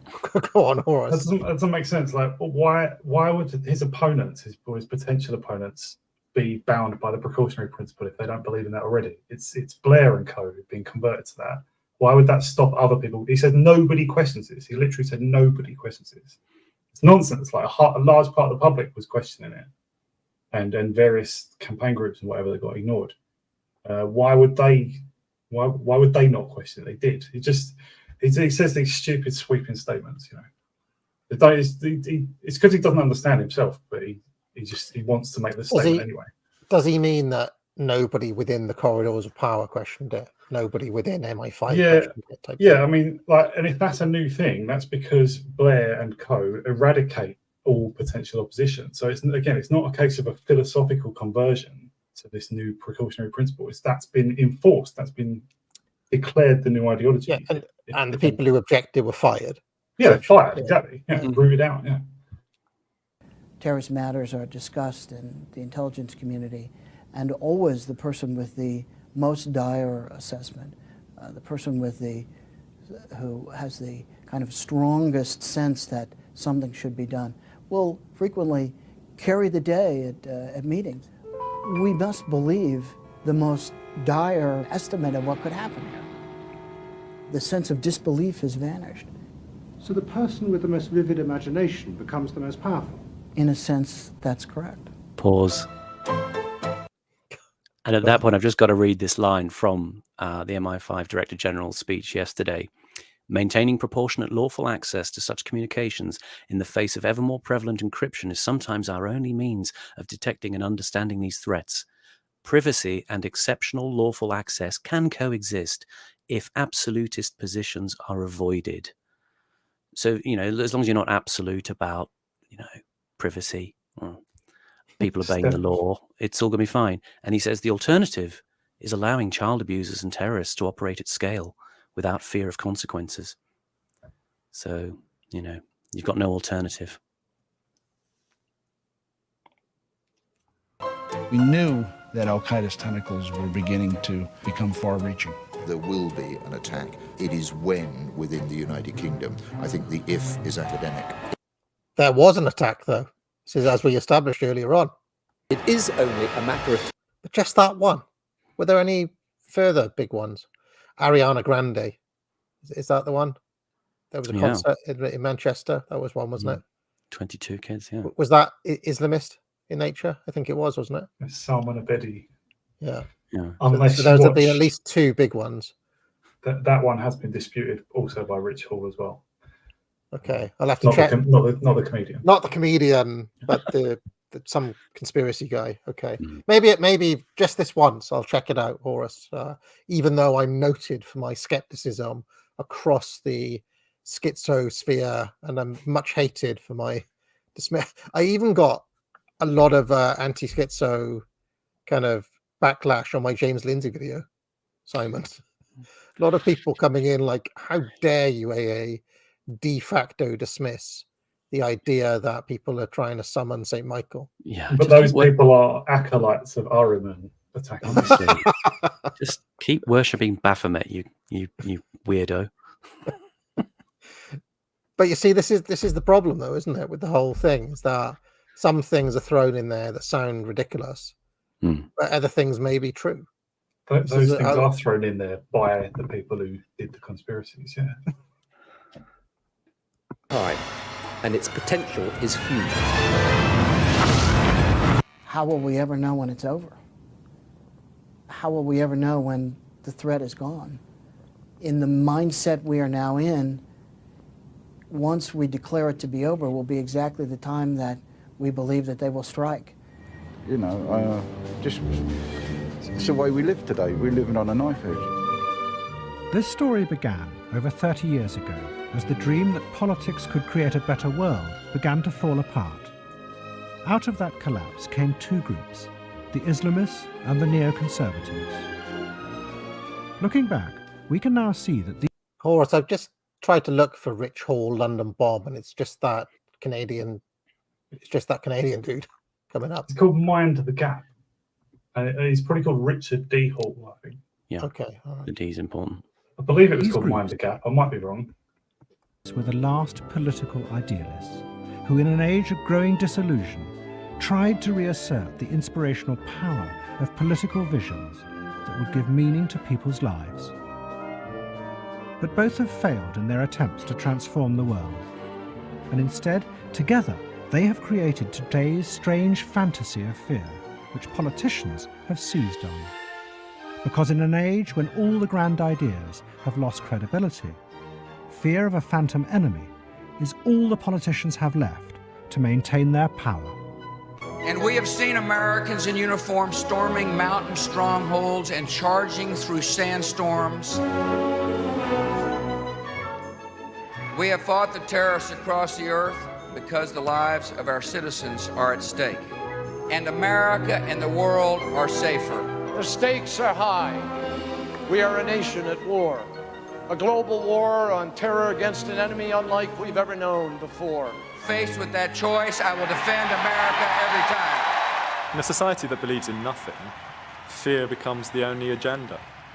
Whilst the 20th century was dominated between a conflict between a free market right and a socialist left, even though both of those outlooks had their limitations and their problems, at least they believed in something. Whereas what we are seeing now is a society that believes in nothing.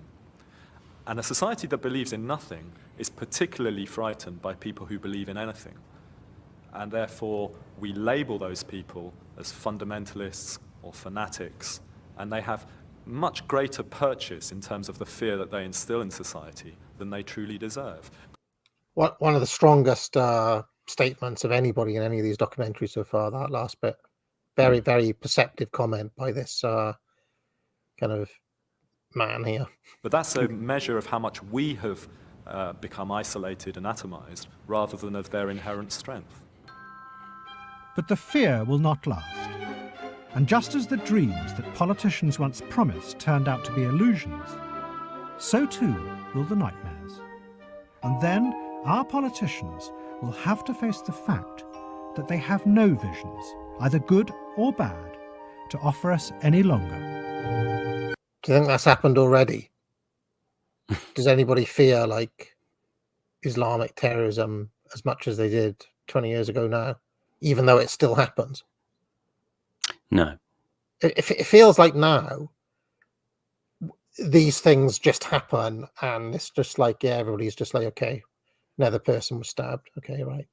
They do. Raindrops keep falling on my head, but that.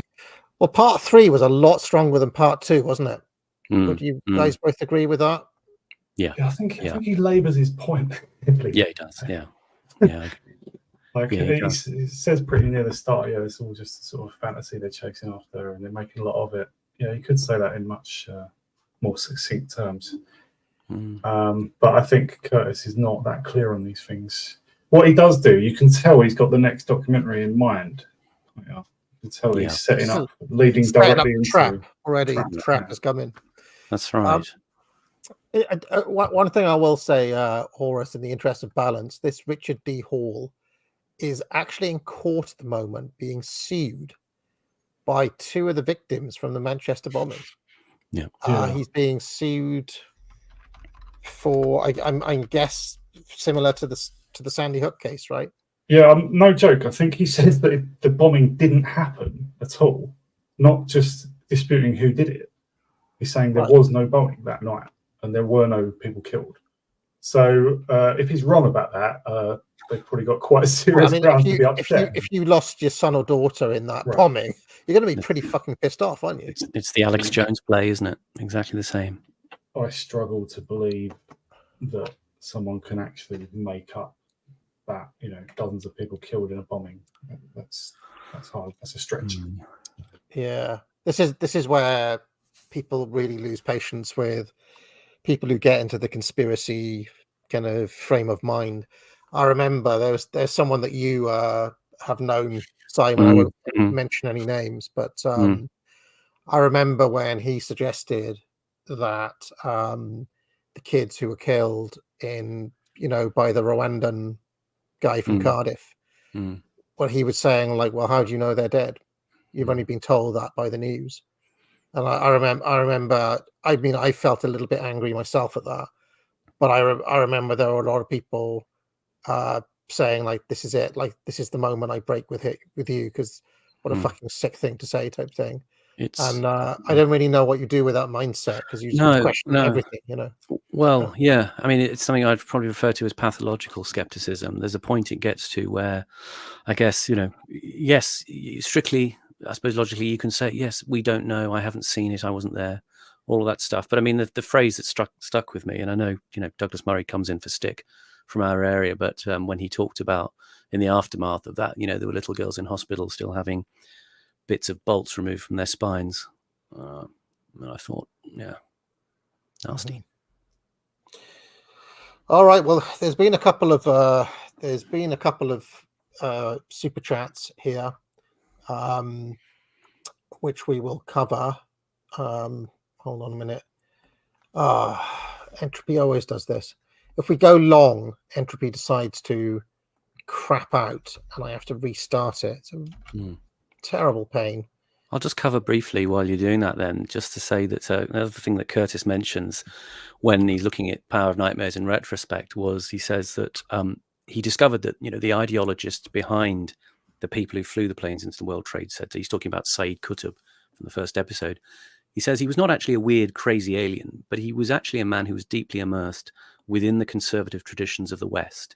He'd read Nietzsche, T.S. Eliot, he'd read Marx, he'd read Walter Lippmann. He was self-consciously trying to fuse Western conservative ideas with Islamism. What I suddenly realized we were facing was another manifestation of the wave of conservative reactions that had happened from the late 70s onwards to the failure of the left and the corruption of the politics of the left. Very interesting. Very interesting indeed. And that's a sort of evergreen theme with Curtis. He's sort of saying, "Come on, the left, form some sort of solution. Bring us out of this." And they haven't. They failed, and they kind of know they failed, and they're in this state of torpor. But we, obviously, on the right, are obviously, in a sense, catching up to that sense of grief because the people on our side have failed greatly as well. No shit. Pinhead Luke says, I will say, though, when Qutb and friends are like, and therefore we must kill the public. I mean, I don't remember T.S. Eliot or G.K. Chesterton. That's more. saying that. I think that's more. I think in Curtis's view, Qutb doesn't quite go to killing the people. That's more from Zawahiri later, when he's tortured and radicalized. Right, yeah. So they take it. He says Curtis takes the logic to a terrible degree, and but yeah. Pinhead Luke says, on your theory of techno-globalists, I'm with you on Harris being a jobber, but I don't see any support for Palestine in these factions or a pivot away from Ukraine. I believe Ukraine will now be used as leverage so Russia stays out of Iran in a war. The pivot away from Ukraine is very strongly signaled by statements that Donald Trump has made, and even now by statements Kamala Harris has made. Kamala Harris was asked in an interview with CBS the other day, just yesterday or 2 days ago, what is the biggest threat in the world? She didn't mention Ukraine. She didn't mention Russia. She said it was Iran. So that shows you that even Kamala Harris is not going Russia, rah, rah, rah. She's saying Iran, rah, rah, rah. Lads, if you don't mind, I'm going to drop out at this moment, all right? Cheers, Horace. Cheers, Horace. We have gone a bit long today, so... All right, cheers, everyone. Thanks, Horace. Bye. Goni says, on the Christopher Lee point, Lee once corrected Peter Jackson on the set of Lord of the Rings on what the sound of someone being stabbed actually sounded like. From Peter Jackson, Peter, have you ever heard the sound of a man makes when he is stabbed in the back? And I said, no. And he says, well, I have, and I know what to do. Yes, I recently watched a highlight show of Christopher Lee. It's called The Many Faces of Christopher Lee, presented by Christopher Lee, where he tells many stories of that nature. And at one point, he gets a sword out and demonstrates his skills. He's like about 70 at this point in that documentary, but yeah, it's kind of interesting. I'm always kind of wondered whether Christopher Lee took himself a little bit seriously. Do wonder about that sometimes. Maybe you should watch that, Simon. That Many Faces of Christopher Lee. It's kind of interesting. Dan Qua 111 says this will trigger Spurgs. IT security is a big earner, but the current regime mirrors this from Curtis.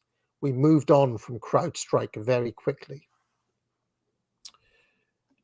Yeah, I mean, this whole narrative lasted for about 10 years, didn't it, Simon? And then suddenly we were into a new paradigm around about 2012, I would say.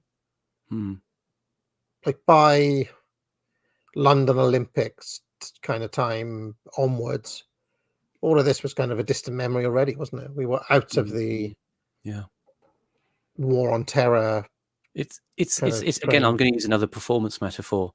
It's like Laurence Olivier used to tell a story about when he played Richard III in the theatre, and he would come on stage, Richard III, hunchback, limping, and then one night he realised he'd forgot to do the limp after a while, and he said, but the audience didn't notice.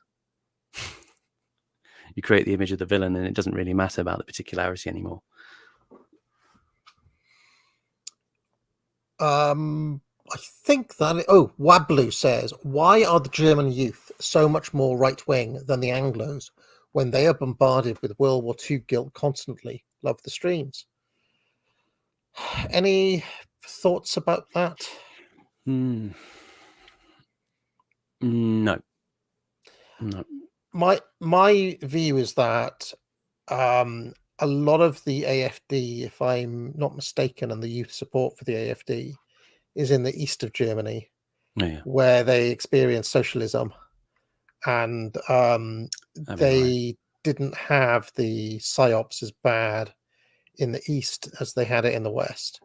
And so they, for the dual, for having experienced actual communism, and that they've maintained more conservative attitudes in East Germany. That's my understanding. That's probably right. I mean, because the East Germans, or the Aussies, as they, I think, refer to them, it would be a kind of low status opinion, very similar to the way in which, it's seen as a low status opinion in the UK with the working class. Absolute Ultra said, "I wish you very happy Thomas and Friends Day." Oh, it's Thomas and Friends Day. Well, yes, if you've never seen the Thomas the Tank Engine episode of Deeper Store, it's one of the fan favorites in the history of this show. So check it out. And that's where confusion and delay comes from. That's where the fat controller who's behind us comes from. So trucks. Trucks. Broman Hank says, very curious about what you lads think about Julian Assange. No opinion. Yeah, I don't have much of an opinion either, I'm afraid. I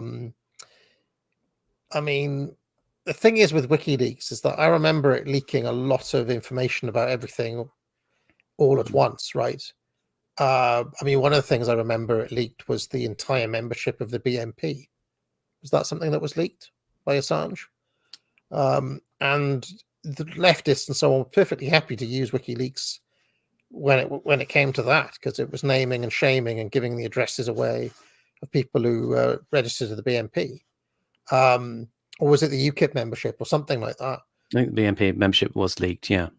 But then when it was like, well, now he's leaked something the regime don't want out there, they came after him. So it was. But I've never been a civil rights activist in that way, Simon.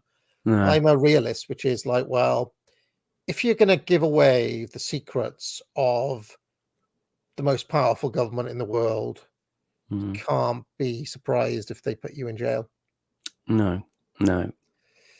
So that's my view on it. I mean, do I, on moral principle, think that it shouldn't have happened? He should be a free man, probably. But the realist always says, "Well, what do you expect is going to happen?" Yeah. It's tricky when you watch the sort of footage that was leaked of the journalists in Iraq being shot up by the helicopter gunship, and you hear the crew sort of enjoying it in a slightly sadistic way. You sort of do begin to think about what America is doing. I mean, one of the things that I always remind myself of is that Machiavelli wrote most of his works after he had been tortured by his political enemies.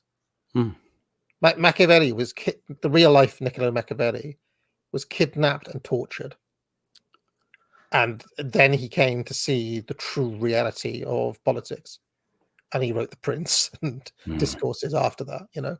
So it's like, well, okay, you've got to expect these things are going to happen,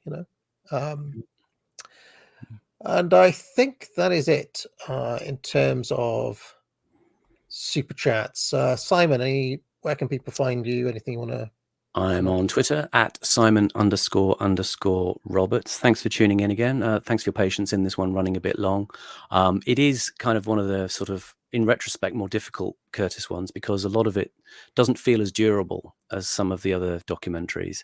I'm looking forward to The Trap, because I think there's a bit more meat in there that has a bit of a longer shelf life. But The Power of Nightmares, in a way it's dated, but you sort of have to remember the impact of it at the time. Yeah, and I would say that The Trap I'm looking forward to, because it was my first exposure to Curtis. I remember it being on, or I remember it airing and blowing my mind, basically. And then I, made a point to try to catch up with Curtis after that. So it was my introduction to him, really. And it was especially of interest to me because he talks about thinkers I was interested in at the time, like Isaiah Berlin, I seem to recall, is mentioned in the trap. James Buchanan, and that Cold War managerialism taking shape. Yeah, so all things right up our alley. Cannot wait. So we'll see you next week. I've got there's no Thursday video tomorrow because that aired on the weekend. That was my Iran versus Israel video. I put it out early just in case World War III started, Simon. Of course, nothing ever actually happens. But there's been no shortage of stuff I've put out, so you can use Thursday to catch up. Friday, there's a special, my culture video is featuring a guest this week, and we're talking about a painting, and he's a very special friend of the channel. So tune into that. And live, I will see you guys next Tuesday for office hours. Normal services resume from Monday. Pick up a course. Most importantly of all, friends, get out. What goes on in this town is none of your business. As long as I'm living here, it is. Then maybe you shouldn't be living here! Well, that's easily fixed.